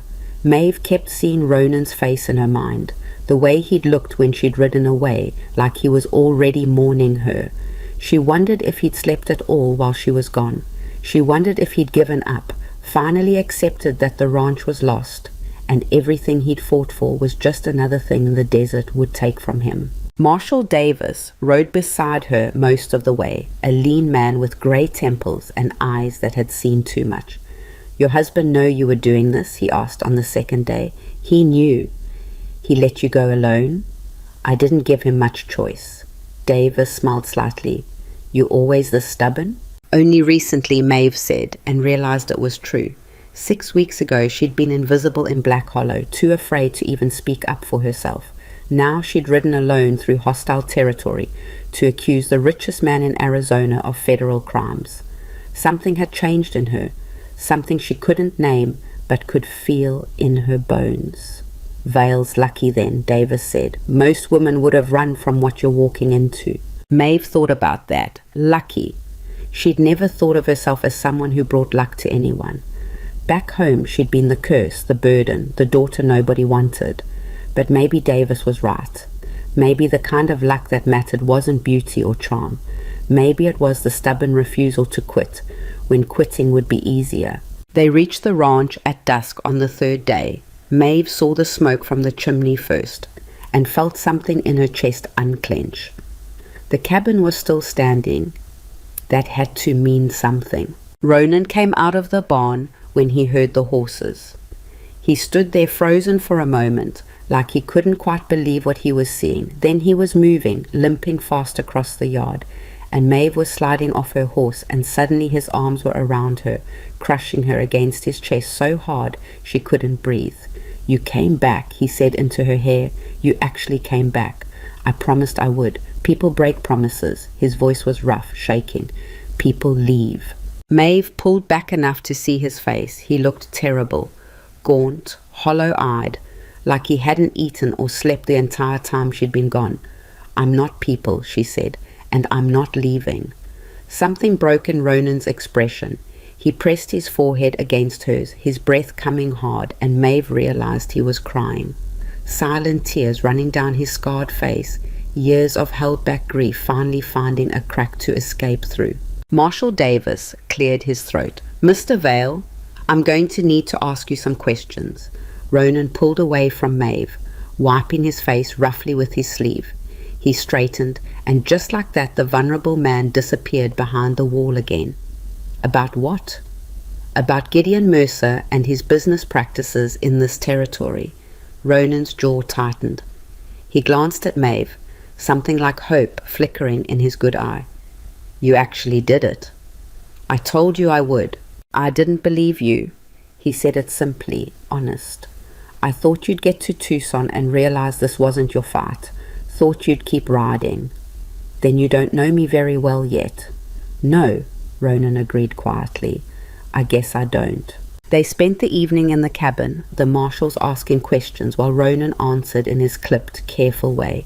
He showed them the ledgers, the threatening letters, the documentation he'd been collecting for months, evidence of bribes, of land claims mysteriously failing inspection right before Mercer made an offer, of homesteaders who'd refused to sell and then suffered suspicious accidents. "This is substantial," Marshal Davis said, flipping through the papers. "But to make charges stick, we'll need more. We need people willing to testify." "Good luck with that," Ronan said. "Anyone who speaks against Mercer ends up dead or disappeared." "That's going to change." Davis closed the ledger. "We're bringing in federal investigators. This goes beyond land fraud. This is racketeering, murder, corruption of federal officials. Mercer's going to answer for all of it." "When?" Maeve asked. "We're serving the warrant tomorrow. Need you both to stay here. Stay out of sight. Mercer's got eyes everywhere, and once he knows what's coming, he'll try to eliminate witnesses." Ronan stood abruptly, walking to the window. His shoulders were rigid. How long have people known what he was doing? "Years, probably," Davis admitted, but nobody had the guts to come forward before. Nobody wanted to be the first to stand up to him. So people died while everyone looked the other way. Yes. Ronan's reflection in the dark window was twisted by the scars, monstrous. "And you think arresting him is going to fix that? You think it brings back the families he destroyed?" "No," Davis said, "but it stops him from destroying any more." After the marshals left to make camp by the creek, Maeve and Ronan sat in silence. The cabin felt different somehow, smaller, more fragile, like the walls were made of paper and the whole thing might blow away in the next strong wind. "You should eat something," Maeve said finally. "Not hungry. You look like you haven't eaten in days." "I haven't." Ronan turned from the window, couldn't keep anything down. "Kept thinking about you out there alone, hurt or dying, and me sitting here doing nothing." "You weren't doing nothing. You were keeping this place running." "Barely." He gestured around the cabin. "Half the repairs we made are falling apart again. The cellar's still a hole. The fence line—" He stopped, rubbed his face. "I don't know how to do this, Maeve. How to hope for something and not have it taken away." Maeve stood and crossed to him. She took his bandaged hands in hers, feeling the rough calluses, the fresh cuts from work he'd been doing too hard, too fast, trying to outrun his thoughts. "You do it the same way I did," she said. "One step at a time, one day at a time. You just keep moving forward even when you're scared." "I'm always scared." "So am I." Ronan looked at her, really looked, and something shifted in his face. "You're the bravest person I've ever met." "I'm not brave, I'm just too stubborn to quit." "That's the same thing." He pulled her closer, his arms coming around her waist. They stood like that for a long moment, holding each other in the dim cabin, and Maeve felt something settle in her chest, something that felt dangerously close to home. "If this works," Ronan said quietly, "if Mercer goes down and we keep the land, what then?" "Then we finish building the ranch." "That's not what I meant." His arms tightened around her. "I mean us. What are we?" Maeve's heart was hammering. "What do you want us to be?" "I don't know." He pulled back enough to see her face. "This was supposed to be a business arrangement. You work, I provide, that's all. But somewhere along the way it stopped feeling like business. For me too. So what do we do about it?" Maeve thought about the easy answer, the safe answer. They could keep pretending this was just a marriage of convenience, keep their distance, protect themselves from the risk of caring too much. It would be simpler that way, cleaner. But simple and clean had never been Maeve's life, and she was tired of pretending. "We stop lying to ourselves," she said. "We admit that we care about each other and we figure out what that means. And if it doesn't work, then at least we tried." She reached up and touched his scarred face, tracing the twisted skin gently. "You're so afraid of losing things that you won't let yourself have them in the first place. That's not living, Ronan. That's just surviving." His eyes closed at her touch. "What if I don't remember how to do anything else?" "Then I'll teach you," Maeve said, "the same way you taught me to set a fence post." Ronan laughed, a raw sound. Then he kissed her, desperate and clumsy and real, and Maeve felt every wall she'd built around herself finally come down. They didn't sleep that night. They lay in the narrow bed in the back room, tangled together, talking in whispers about things they'd both kept locked away. Ronan told her about his daughter, about the sound of her laugh and how she'd loved horses, about the day his wife left and how he'd stood in the yard watching the wagon disappear and known he'd never see either of them again. Maeve told him about Black Hollow, about being invisible, about scrubbing floors while her sister got everything she'd ever wanted. "You're not invisible," Ronan said, his fingers tracing patterns on her shoulder. "You're the only thing I can see clearly." Maeve's throat tightened. "You're not a monster." "I look like one." "You look like someone who survived." She pressed her palm against his scarred cheek. "That's not the same thing." Outside, the desert night pressed close, and somewhere in the darkness, federal marshals were preparing to take down the man who'd terrorized the territory for years. Tomorrow would bring violence and justice and change, but tonight was just theirs. Morning came too fast. Maeve woke to find Ronan already up, standing by the window with the rifle in his hands. "What is it?" she asked. "Riders coming fast." Maeve's stomach dropped. She scrambled out of bed and joined him at the window. Sure enough, dust was rising in the distance. Multiple horses heading straight for the ranch. "Could be the marshals," Ronan said, but his voice said he didn't believe it. "Or Mercer's men." They looked at each other.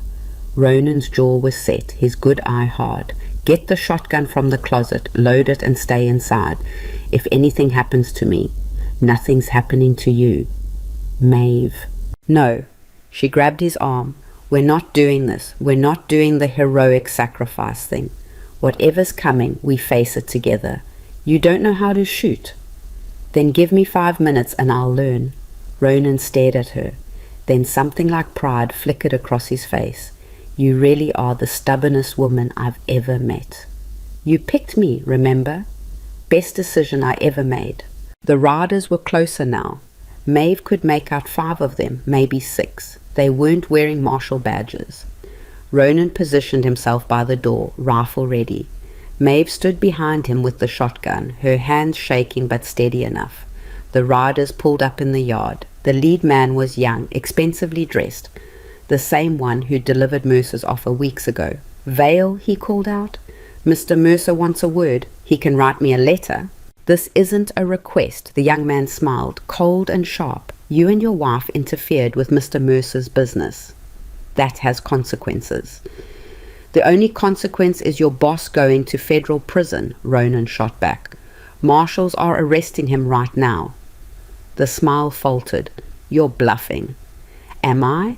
Why don't you ride into town and check?" For a moment, nobody moved.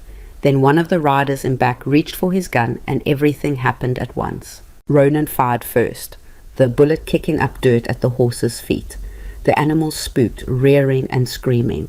Men were shouting, trying to control their mounts and draw weapons at the same time. "Inside!" Ronan yelled, grabbing Maeve and pulling her back.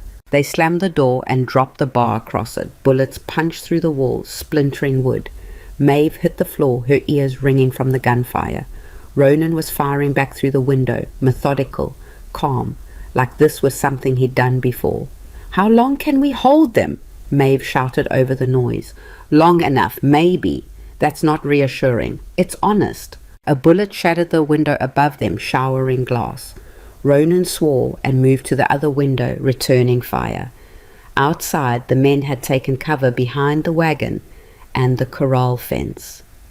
"They're going to try to burn us out," Ronan said. "That's what I'd do." "How encouraging. I'm just being honest, I know." Maeve reloaded the shotgun with shaking hands. "What's the plan?" "Stay alive until the marshals hear the shooting and come running." "And if they don't hear it?" Ronan glanced at her, and in his scarred face she saw something that might have been an apology. "Then we go down fighting." But the marshals did hear it. 10 minutes later, though it felt like hours, Maeve heard new gunfire from a different direction, and shouts that weren't coming from Mercer's men. The shooting outside intensified, then scattered, then stopped completely. Silence fell. broken only by the ring in Maeve's ears. "Vale?" Marshal Davis's voice. "You alive in there?" Ronan stood slowly, rifle still ready. "We're here. It's over. You can come out." They opened the door to find the yard full of horses and men in various states of surrender. 3 of Mercer's riders were face down in the dirt with their hands bound. 2 more were bleeding but alive. The young one who'd done all the talking was sitting against the corral fence, looking like he might vomit. Marshal Davis was holstering his gun. "You folks all right?" "We've been better," Maeve said, and realized she was still holding the shotgun. She set it down carefully, her hands shaking now that the danger had passed. "Mercer?" Ronan asked. "In custody. Put up a fight, but we got him." Davis looked at the bullet holes in the cabin walls. "Guess he sent his men to clean up loose ends before we could bring him in." They failed. "So I see." Davis turned to his deputies. "Get these men loaded up. They're going to have a lot of questions to answer." As the marshals hauled away Mercer's men, Ronan and Maeve stood in the yard surveying the damage. More bullet holes in the walls, the window completely shot out, blood soaking into the dust. "Well," Maeve said, "at least we don't need to replace that window anyway. It was cracked." Ronan looked at her, then started laughing. Real laughter, the kind that came from somewhere deep and released something that had been locked up too long. Maeve joined him, both of them standing there laughing like lunatics, while federal marshals led away men who'd just tried to kill them. "We're alive," Ronan said when he could breathe again, "against all odds. Because of you." He turned to face her fully. "Everything that just happened, everything that's going to happen now. That's because you rode into the desert alone and refused to give up. You saved this place, Maeve. You saved me." "We saved each other," Maeve corrected. "That's how this works." Marshal Davis approached them, his expression serious. "You'll both need to testify at trial. Could be weeks, could be months. Mercer's got lawyers and they're going to fight this hard." "We'll be here," Ronan said. "And the homestead inspection?" Maeve asked. "I'll file a report recommending a 6-month extension given the circumstances," Davis said. "Figure that's the least I can do after you folks cracked open the biggest corruption case this territory's seen in 20 years. After the marshals left, Ronan and Maeve stood in the doorway of their bullet-riddled cabin and watched the sun set over the desert. The sky was on fire, orange and red and purple, colors so vivid they seemed impossible. 6 months, Ronan said quietly. "We can do a lot in 6 months. We can do anything in 6 months." He took her hand, lacing their fingers together. "I need to tell you something. That sounds ominous." "It's not, or maybe it is. I don't know." He took a breath. "I love you. I don't know when it started or how it happened, but somewhere between you showing up at the train station and you riding into danger to save this place, I fell completely in love with you." Maeve's heart stopped, then started again, harder. "Ronan, I know this wasn't the deal. I know you signed up for work and half a ranch, not for some broken man who doesn't know how to." She kissed him, cutting off the words. When she pulled back, his eyes were wide. "I love you too," she said, "and you're not broken. You're healing. There's a difference." "Is there?" "Yes." She rested her forehead against his. "Broken things stay broken. Healing things get stronger. We're healing, Ronan, both of us." He pulled her close, holding her like she was the only solid thing in a world that wouldn't stop shaking. The sun dropped below the horizon, and the desert cooled, and somewhere in the distance a coyote called out to its pack. "What do we do now?" Ronan asked against her hair. Maeve thought about it, about the ranch that needed rebuilding, the trial that was coming, the future that suddenly felt possible instead of terrifying. "Now," she said, "now we fix the window, and then we fix everything else, one thing at a time. That simple? That simple." It wasn't, of course, nothing ever was, but standing there in the doorway with Ronan's arms around her and the desert spreading out before them, Maeve believed for the first time that simple wasn't the same as easy, and that maybe the things worth having were the ones you had to fight for. The stars came out, thousands of them, more than she'd ever seen in Black Hollow, where the saloon lights washed them out. Here they filled the sky like holes punched in black fabric, letting through light from somewhere better. "You know what the best part is?" Maeve said. "What?" "I'm not invisible anymore. Not to you, not to myself." She looked up at him. "You see me, Ronan, really see me. Nobody's ever done that before." His scarred face softened. "How could anyone not see you? You're the brightest thing for 100 miles. I wasn't. Not before." She touched his chest right over his heart. "But you made me brave. You made me believe I was worth fighting for." "You were always worth fighting for," Ronan said. "You just needed someone to show you."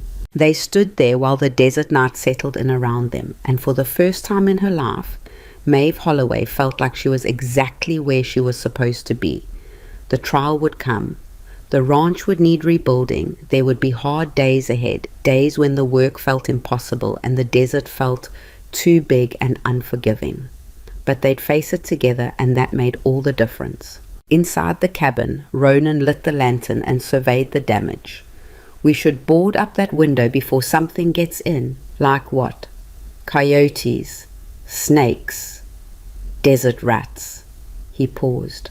"Federal investigators." Maeve laughed. "I think we're safe from the last one." They worked together in the lamplight, hammering boards over the broken window, sweeping up glass, trying to restore order to the chaos. It was past midnight when they finally finished and collapsed into bed, exhausted but alive. "Maeve," Ronan said into the darkness. "Yeah? Thank you. For what? For saying yes, for coming here, for staying when you could have run." His voice was rough with emotion. "For being stubborn enough to save me even though I didn't think I was worth saving." Maeve rolled over to face him, finding his hand in the dark. "You would have done the same for me. I don't know, maybe." "I do." She squeezed his hand. "You're the kind of man who runs into burning barns to save horses. You would have moved mountains for me if I'd needed you to." "How do you know that?" "Because you already did," Maeve said. "You let me in. You trusted me with your story. You let yourself hope again. For someone who's been hurt as badly as you have, that's the bravest thing you could have done." Ronan was quiet for so long, Maeve thought he'd fallen asleep. Then he said, very softly, "I'm glad you answered the ad. Even with everything that's happened, everything we've been through, I'm glad." "So am I. Even though I'm—" "Don't." Maeve found his scarred face in the dark, traced the twisted skin gently. "Don't finish that sentence. You're exactly what I needed, scars and silence and all. You're my husband, Ronan, and I choose you. Every day I choose you." She felt him shudder, felt the tears on his face. She held him while he cried, the strong, silent man who'd held everything in for so long, and she understood that this was what love actually looked like. Not the pretty version from novels and poems, but the real thing, messy and complicated and sometimes painful, but worth every moment. When morning came, they woke to find the desert washed clean by overnight rain. The air smelled like creosote and wet earth, and puddles dotted the yard like mirrors reflecting the impossible blue sky. "Look," Ronan said from the doorway.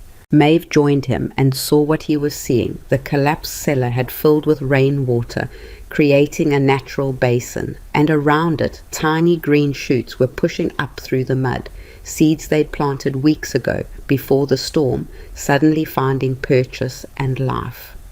"They survived," Maeve breathed. "Everything survives out here if you give it half a chance," Ronan said. He put his arm around her waist. "Even us." They stood there watching the sun climb higher, watching the desert come alive with color and possibility.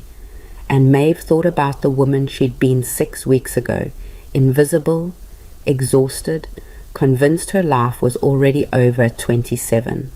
That woman was gone.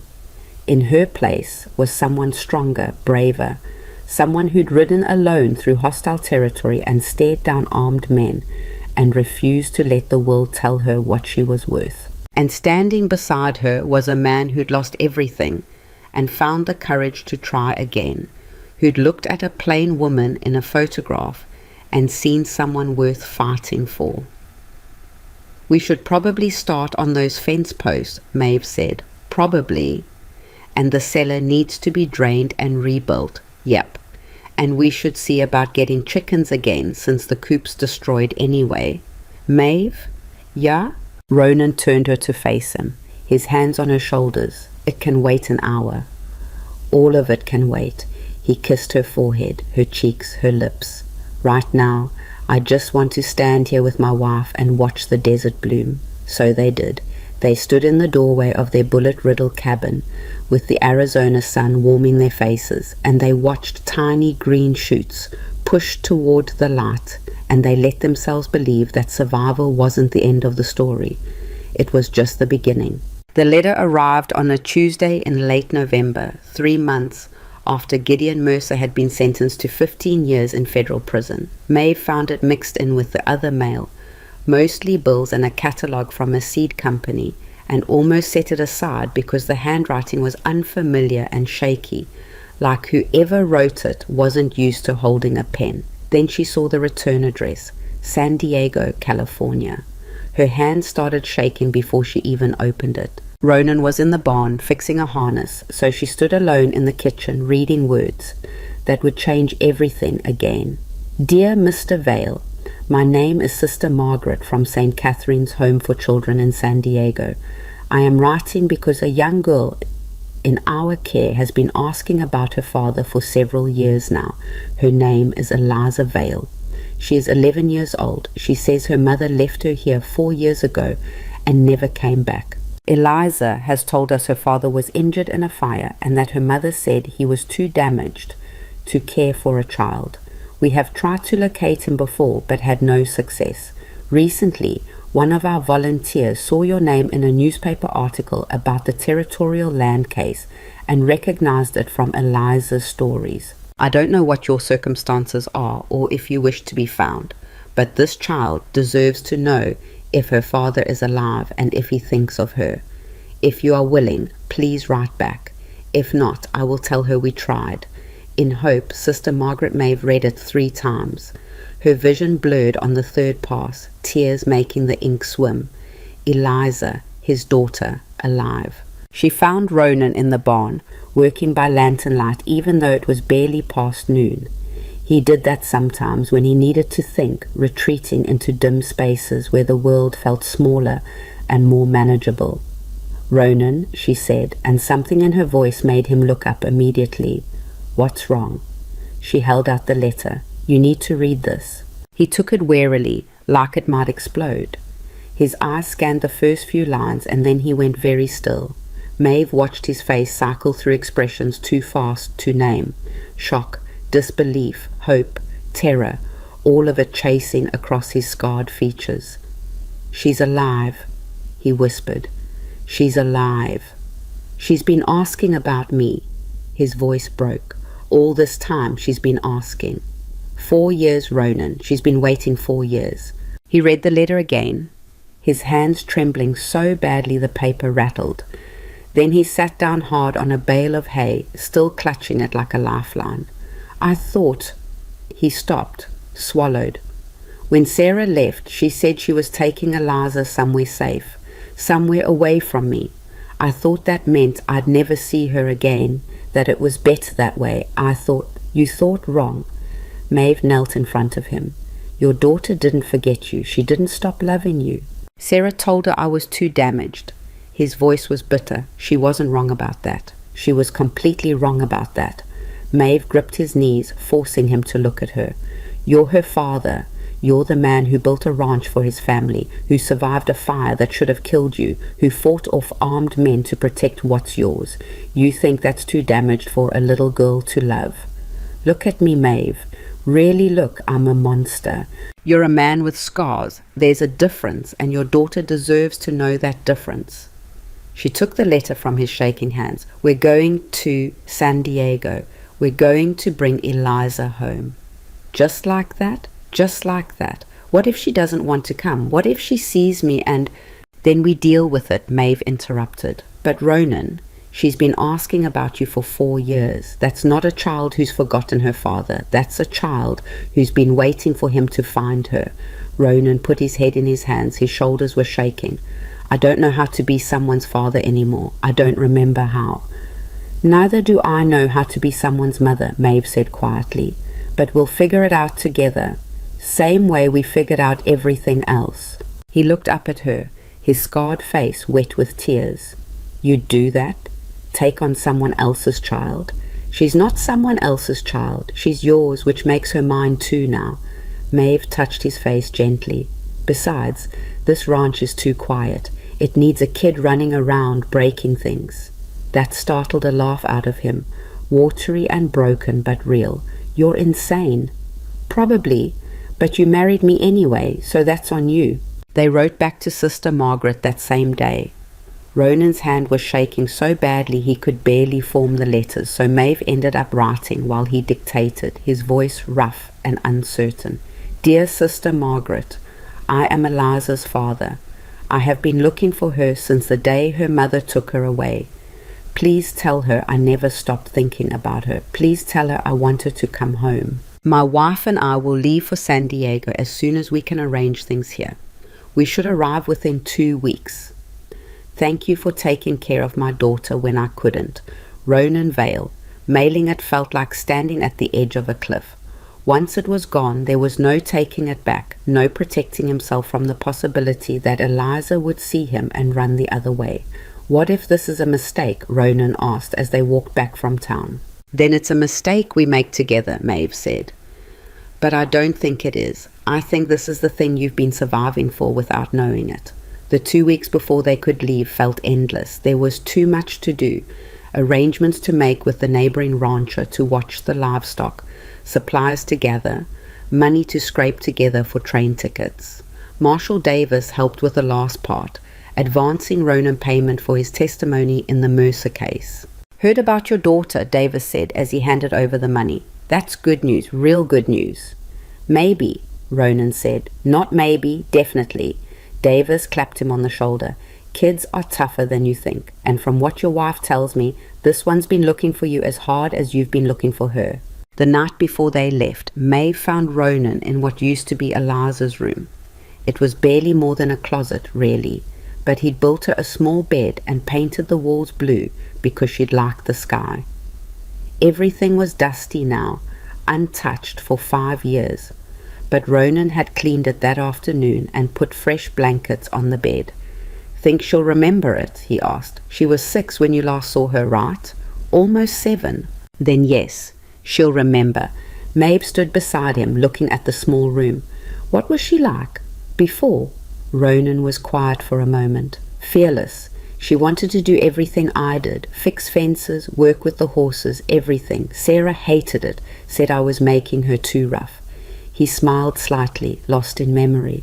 "But Eliza didn't care. She'd follow me around all day asking questions. 'Why, Papa? How come, Papa?' Every single thing needed an explanation." "Sounds exhausting." It was. His smile faded. "It was also the best thing in my life, and then it was gone, and I didn't know how to keep living without it." Maeve took his hand. "You kept living because somewhere deep down you knew this moment would come. You knew you'd find her again." "I didn't know anything. I just didn't know how to stop." "That's the same thing as hope," Maeve said. "You just didn't recognize it." The train to San Diego took 4 days, and Ronan spent most of it staring out the window, barely speaking. Maeve let him be, understanding he was preparing himself for whatever came next, building up walls or tearing them down, she couldn't tell which. On the 3rd day, he finally said, "What if she doesn't recognize me?" "Then you introduce yourself." "What if she's scared of me?" "Then we go slow, we give her time." Maeve covered his hand with hers. "Ronan, there's no script for this. We just have to show up and be honest and let her decide what she needs. I don't know how to do that." "Yes, you do. You did it with me." He looked at her surprised. "That was different." "Was it? You let me in even though you were terrified I'd leave. You trusted me enough to be honest about your scars and your past and everything you'd lost. You can do the same with Eliza. She's 11 years old. That's different than a grown woman who chose to be here. She chose to wait for you for 4 years, Maeve pointed out. That's a choice too, maybe the hardest kind. San Diego appeared like something from a dream. Palm trees and ocean air and buildings painted white against a sky so blue it hurt. The orphanage was on the edge of town, a 2-story wooden structure with a garden out front where children were playing. Ronan stopped walking when he saw them. His face went pale. "I can't do this," he said. "Yes, you can." "Maeve, I can't. What if—" "Stop." She turned him to face her right there on the street. "Listen to me. That little girl in there has been waiting 4 years for her father to find her. 4 years of going to bed wondering if you were alive, if you remembered her, if you cared. You are going to walk through that door and you are going to tell her yes to all of it. You are alive, you remember, and you care more than anything. You understand me." Ronan's throat worked. He nodded. "Good. Now fix your hat. You look like you slept in a ditch." That got a ghost of a smile. "I did sleep in a ditch outside Yuma." "Then you look appropriate for a man who slept in a ditch." She straightened his collar. "Now let's go get your daughter." Sister Margaret met them at the door. She was younger than Maeve expected, maybe 30, with kind eyes and flour on her apron. "Mr. Vale?" she asked, and her gaze went to Ronan's scars but didn't linger there. "And Mrs. Vale?" "That's us," Maeve said when Ronan couldn't find words. "Please come in. Eliza's been beside herself since she got your letter." Sister Margaret led them through a hallway lined with children's drawings. "I should warn you, she's scared. She's been telling herself for 4 years that you were dead, because that was easier than believing you didn't want her. Your letter changed that, but it also brought back a lot of complicated feelings." "I understand," Ronan managed. "Do you?" Sister Margaret stopped and looked at him directly. "Because that child has been through trauma. Her mother abandoned her here and never came back. She's been in our care longer than any other child, and she's convinced herself it's because she's broken or wrong somehow. You being alive, that's wonderful, but it's also going to bring up questions she might not know how to ask." "I'll answer anything she needs," Ronan said. "Even the hard questions?" "Especially those." Sister Margaret studied him for a moment, then nodded. "She's in the garden. I'll take you." They walked through the building and out the back door. The garden was bigger than it looked from the front, full of vegetables and herbs and a small chicken coop. A girl was sitting on a bench near the tomatoes, her back to them, dark hair in 2 braids. Ronan stopped breathing. "Eliza," Sister Margaret called gently. "You have visitors." The girl turned around and Maeve heard Ronan make a sound like he'd been punched. She looked exactly like him. Same dark hair, same sharp features, same direct gaze. But where his face was scarred and hard, hers was soft and uncertain, caught between childhood and whatever came next. "Papa?" The word came out barely above a whisper. Ronan couldn't speak. He just stood there staring at his daughter like she was a ghost made real. Eliza stood up slowly, her hands clenched at her sides. "Is it really you?" "It's me." His voice cracked. "It's really me, Firefly." Something in Eliza's face crumpled at the nickname. "Mama said you were dead. She said the fire killed you." "The fire didn't kill me, it just—" Ronan touched his scarred face. "It hurt me, but I survived. Why didn't you come find me before?"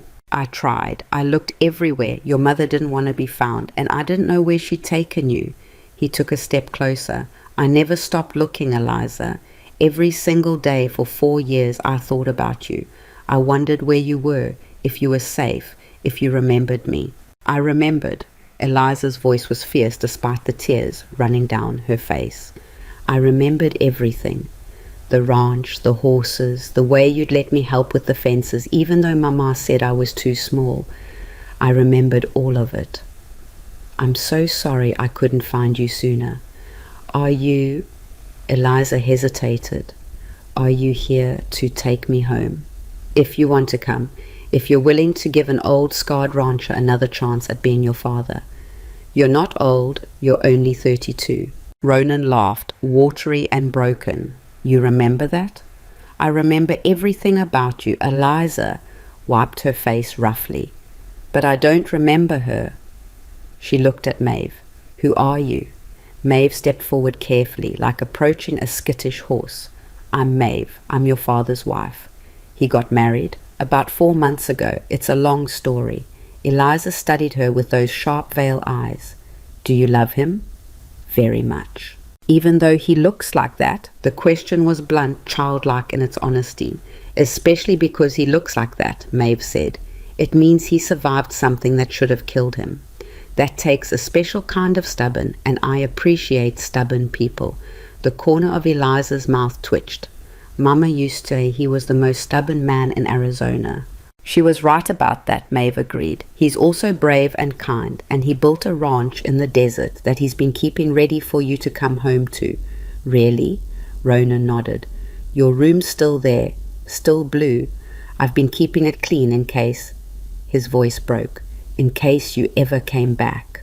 Eliza stared at him, and Maeve could see the war happening behind her eyes, wanting to believe, afraid to hope, angry at being left, desperate to be found. All of it swirling in an 11-year-old body that didn't know how to hold that much feeling. Then she ran, straight at Ronan, colliding with him so hard he stumbled backward. Her arms went around his waist, and she buried her face in his shirt and sobbed like the world was ending and beginning all at once. Ronan's arms came around her, one hand cradling the back of her head the way he must have done 1,000 times when she was small. He was crying too, harsh gasping sobs that shook his whole body. I missed you, Eliza said into his shirt. I missed you so much, Papa. I missed you too, Firefly, every single day. Promise you won't leave me again. I promise, I swear on everything. You're stuck with me now. Good. She pulled back enough to look at his face, reaching up to touch the scarred side. Does it hurt? Not anymore. Not much anyway. Mama said you looked like a monster. That's why she left. Ronan flinched, but held steady. Your mama was scared. Fear makes people do cruel things sometimes. You don't look like a monster, Eliza said firmly. You look like Papa, just different. That's a good way to put it. Eliza looked over at Maeve, considering. If I come home, will you be my mother? The question hit Maeve like a fist. She hadn't expected it, hadn't prepared for it. She thought about all the reasons to say no. She barely knew how to be a wife, much less a mother. She was only 27 herself, still figuring out how to be a person who mattered. What could she possibly offer this girl who'd already been abandoned once? But then she looked at Eliza's face, at the hope and fear mixed there, and knew there was only one answer. If you want me to be, Maeve said, I can't replace your real mother, but I can try to be someone you can count on, someone who shows up and stays. Eliza thought about that. Can I call you Mama Maeve? You can call me whatever feels right to you. Okay. Eliza turned back to Ronan. When do we leave? Tomorrow morning, if Sister Margaret can get your papers ready. I don't have much to pack, just clothes and my things. She hesitated. And buttons. She's my chicken. I raised her from a chick. Can she come? Ronan smiled, the first real smile Maeve had seen since they'd arrived. We've got plenty of room for a chicken. They stayed in San Diego one more night to finalize the paperwork and let Eliza say goodbye to the other children. Maeve watched Ronan with his daughter and saw a different man than the one she'd married. Softer somehow, more patient, like something frozen in him was finally thawing. That evening, after Eliza had gone to bed, Ronan and Maeve sat on the steps of the orphanage watching the sun set over the ocean. Thank you, Ronan said quietly. For what? For making me come here, for not letting me hide in my fear. You would have come eventually. No, he shook his head. I would have talked myself out of it, convinced myself she was better off without me. You're the one who wouldn't let me quit. Maeve leaned against his shoulder. We don't quit on each other. That's the rule. When did that become the rule? The day you said yes to a photograph of a fat woman nobody wanted. I never thought that. Ronan turned to look at her. Not once. From the first moment I saw you at the train station, I thought you were the bravest person I'd ever seen. And I was right. I wasn't brave, I was desperate. Same thing sometimes. He kissed her forehead. You saved my life, Maeve. Saved it twice over. Once when you came here, and again when you wouldn't let me give up on finding my daughter. Then we're even, Maeve said, because you saved mine too. They sat there watching the ocean turn colors, and Maeve thought about how strange life was, how you could go from invisible to essential in just a few months, how the worst decision you ever made could turn out to be the best one. The train ride back to Arizona Territory took 4 days, but it felt different this time, lighter somehow, like they were riding towards something instead of away from it. Eliza talked non-stop the first 2 days, 4 years of stored up words finally finding an outlet. She told them about the orphanage, about Sister Margaret and the other children, about learning to read and raise chickens and all the things she'd done while waiting. "Did you think about me a lot?" she asked Ronan on the 3rd day. "Every day." "What did you think about? About whether you were safe, whether you were happy, whether you remembered me?" He looked at her. "Whether you'd forgive me for not finding you sooner." "There's nothing to forgive," Eliza said matter-of-factly. "You were looking. That's what matters. You're wiser than I am." Sister Margaret says children understand things adults forget. Eliza pulled Buttons the chicken onto her lap, stroking her feathers. She says adults make everything too complicated. Sister Margaret sounds smart. She is. She said when you showed up that you loved me because she could see it in your face. She said love like that doesn't hide well. Ronan's throat worked. She was right. "Are you going to cry again? You've been crying a lot." "Probably. I've got 4 years of crying to catch up on." Eliza considered this. "Okay, but you should know it makes your scars look worse when you cry. Your face gets all red and splotchy." Maeve burst out laughing, and after a moment, Ronan joined her. Only a child could be that honest and that kind at the same time. They reached Copper Ridge on a Friday afternoon in early December. The ranch looked different than when they'd left. Someone had repaired the bullet holes in the cabin walls, and the neighbor had left a note saying the livestock were all accounted for. Eliza stood in the yard looking around with wide eyes. "It's smaller than I remember." "You were smaller the last time you saw it," Ronan pointed out. "Is my room really still blue? Go look." She ran inside, Buttons tucked under her arm, and they heard her squeal of delight. Ronan and Maeve followed more slowly, carrying the bags. Eliza's room looked exactly as it had 5 years ago, just cleaner. She was standing in the middle of it, turning in a slow circle. "You really kept it," she whispered. "I told you I did. I know, but—" She looked at him and her eyes were shining. "You really waited for me. You really did. Always, Firefly, always." That first week was chaos. Eliza had to learn the ranch all over again. Where things were, how the daily rhythms worked, what chores needed doing. She threw herself into everything with the enthusiasm of someone who'd been waiting 4 years for something useful to do. She helped Maeve with the chickens, learned to milk the cow, and followed Ronan around, asking the same endless stream of questions she'd asked as a 6-year-old. Why do the fence posts need to be 3 feet deep? So they don't blow over in the wind. Why does the wind blow so hard here? Because this is the desert. That's what deserts do. Why do we live in the desert if it's so hard? Because it's ours. Eliza thought about that. That's a good reason. Maeve watched them together and felt something settle in her chest. Something that felt like family in a way she'd never quite experienced before.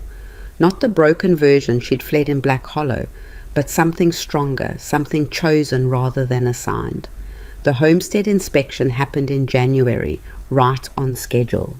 The inspector was a different man than the one Mercer had been bribing, and he walked the property with careful attention, marking things on his clipboard. Cellars finished, he noted, fences repaired, livestock accounted for, structures sound. He looked at Ronan. "You've put in good work here." "We all have," Ronan said, his arm around Eliza's shoulders. The inspector smiled slightly. "I can see that. Congratulations, Mr. Vale. Your claim is approved." The land was officially theirs. 320 acres of desert and rock, an impossible possibility. Ronan stood there holding the approval papers like he couldn't quite believe they were real. "We did it," he said. "You doubted we would?" Maeve teased. every single day. But you kept going anyway, because you wouldn't let me quit. Neither would I. Eliza piped up. I'm very stubborn. You are, Ronan agreed. You get that from me. That's what Sister Margaret said. That evening they celebrated with a special dinner, chicken stew and biscuits and canned peaches for dessert. Eliza declared it the best meal she'd ever eaten, though Maeve suspected it had more to do with being home than her cooking skills. After dinner, while Eliza was putting Buttons to bed in the chicken coop, Ronan pulled Maeve aside. I need to tell you something, he said. Maeve's stomach clenched. That sounds ominous. It's not, or maybe it is, I don't know. He took her hands. When Sarah left, she took something else with her besides Eliza. She took my ability to trust that good things could stay good, that people I loved wouldn't disappear. I've been living in fear for 5 years, just waiting for the next thing to be taken away. Ronan, let me finish. He squeezed her hands. You changed that. You showed up and you stayed. And you fought for this place like it mattered, like I mattered. And then you helped me find my daughter when I'd given up hope. You gave me back everything I thought I'd lost forever. You did the same for me. I know. That's what I'm trying to say. He reached into his pocket and pulled out something small, a ring. Simple silver with a small turquoise stone.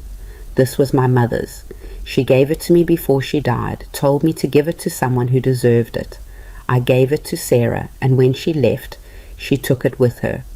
But I found it last week in Eliza's things. She'd taken it from her mother before Sarah abandoned her. Kept it safe all this time. Maeve's throat tightened. Ronan, I want you to have it. Not because you're my wife on paper, but because you're my wife in every way that matters. Because I love you completely, and I want everyone to know it. He got down on one knee right there in the kitchen. Maeve Holloway Vale, will you marry me for real this time? Will you be my partner and my family and the person I build this life with? Maeve's vision blurred. We're already married. That was paperwork. This is a promise. Yes. The word came out choked with tears. Yes, you ridiculous man. Of course, yes. He slid the ring onto her finger and it fit perfectly. Then he stood and kissed her while somewhere outside Eliza was singing to her chicken. And the desert wind was blowing gentle for once, and everything felt possible.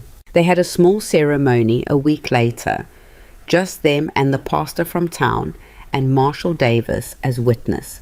Eliza stood beside them, holding a bouquet of dried desert flowers she'd picked herself, beaming like she'd personally orchestrated the whole thing. Do you, Ronan, take Maeve to be your wife? The pastor asked. I do, again, emphatically. Do you, Maeve, take Ronan to be your husband? I do, still, always. Then, by the power vested in me, I now pronounce you husband and wife again. The pastor smiled. You may kiss the bride. Still. Ronan did, and Eliza cheered, and somewhere in the back of Maeve's mind she thought about the woman she'd been 8 months ago, invisible, exhausted, convinced her life was already over. That woman was gone. In her place was someone who'd ridden alone through hostile territory, who'd faced down armed men, who'd built a life out of desert and determination. Someone who'd learned that being seen started with refusing to be invisible, that love started with the courage to be vulnerable, and that family wasn't something you were born into. It was something you built with your own scarred hands. The months that followed weren't easy. They never were. There were hard days when the work felt impossible, when the desert felt too big and unforgiving, when old fears crept back in. Days when Eliza woke up crying from nightmares about being abandoned again. Days when Ronan couldn't look at his reflection without seeing a monster. Days when Maeve wondered if she was really enough for these two people who needed so much. But there were good days too. Days when Eliza ran through the desert collecting rocks and feathers and stories. Days when Ronan laughed, really laughed, the kind that came from somewhere deep and unguarded.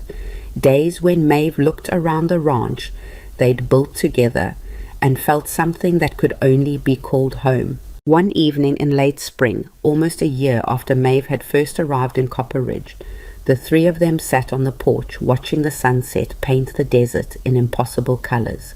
Eliza was between them, Buttons asleep in her lap, and she was telling them about her plans to raise more chickens and maybe some goats too.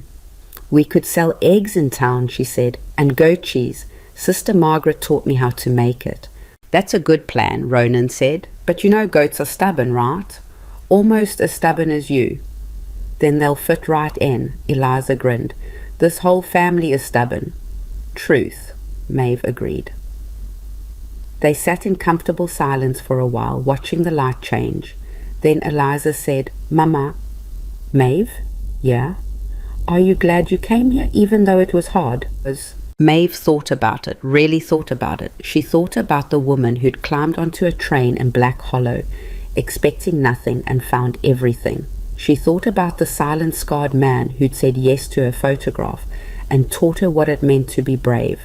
She thought about the little girl who'd waited 4 years for her father and then opened her heart to include a stepmother she'd never asked for. "I'm glad," she said. "Even the hard parts, especially the hard parts, maybe, because they taught me who I really was." "And who are you?" "I'm someone who doesn't quit. I'm someone who fights for the people I love." She looked at Ronan, then at Eliza. "I'm your family, and that's the best thing I've ever been." Eliza nodded, satisfied. "Good, because you're stuck with us now." "I know. Forever. That's the plan." "Promise?" Maeve pulled her close. "Promise." The sun dropped below the horizon, and the stars came out, thousands of them, more than seemed possible in one sky. The desert cooled and settled into itself, and somewhere in the distance a coyote called to its pack. Inside the cabin that they'd built and rebuilt and defended with everything they had, there was dinner waiting and a home that was real, that was theirs, that nothing could take away. They'd started with nothing, a scarred man trying to hold on to land that was killing him, a woman nobody saw running from a life that was killing her, a child abandoned by the one person who should have stayed, 3 broken pieces that didn't fit anywhere else. But somehow, against all reason and probability, they had found each other in the brutal emptiness of the Arizona territory. They had built something impossible out of fence posts and stubbornness and the refusal to let the desert win. They had made a family not from blood or obligation, but from choice and courage and the understanding that sometimes the best things in life are the ones you have to fight for. Ronan had learned that scars don't make you a monster. Giving up does. That love isn't about being perfect or pretty or undamaged. It's about showing up, staying present, and trusting someone enough to let them see your worst and still choosing to believe they'll stay. Maeve had learned that being invisible was a choice she didn't have to keep making, that her worth wasn't determined by her weight or her face or whether men wrote poems about her. It was determined by her actions, her courage, her willingness to stand up for herself and the people she loved. And Eliza had learned that being left doesn't mean you're unlovable, that families can break and rebuild in new configurations. That home isn't a place you're born into, it's a place you make with people who choose to see you, to fight for you, to stay. These were hard lessons learned slowly, paid for with sweat and tears and blood, but they were real in a way that easy lessons never are. They were truths carved into bone, impossible to forget, impossible to lose. The desert had tried to break them, life had tried to break them, fear and loss, and their own damaged hearts had tried to break them, but they'd refused to break. They'd bent, they'd scarred, they'd bled, but they hadn't broken. And in the end, that refusal was what made them family. That refusal was what made them whole. As the stars wheeled overhead and the desert wind sang its ancient song, Maeve Holloway Vale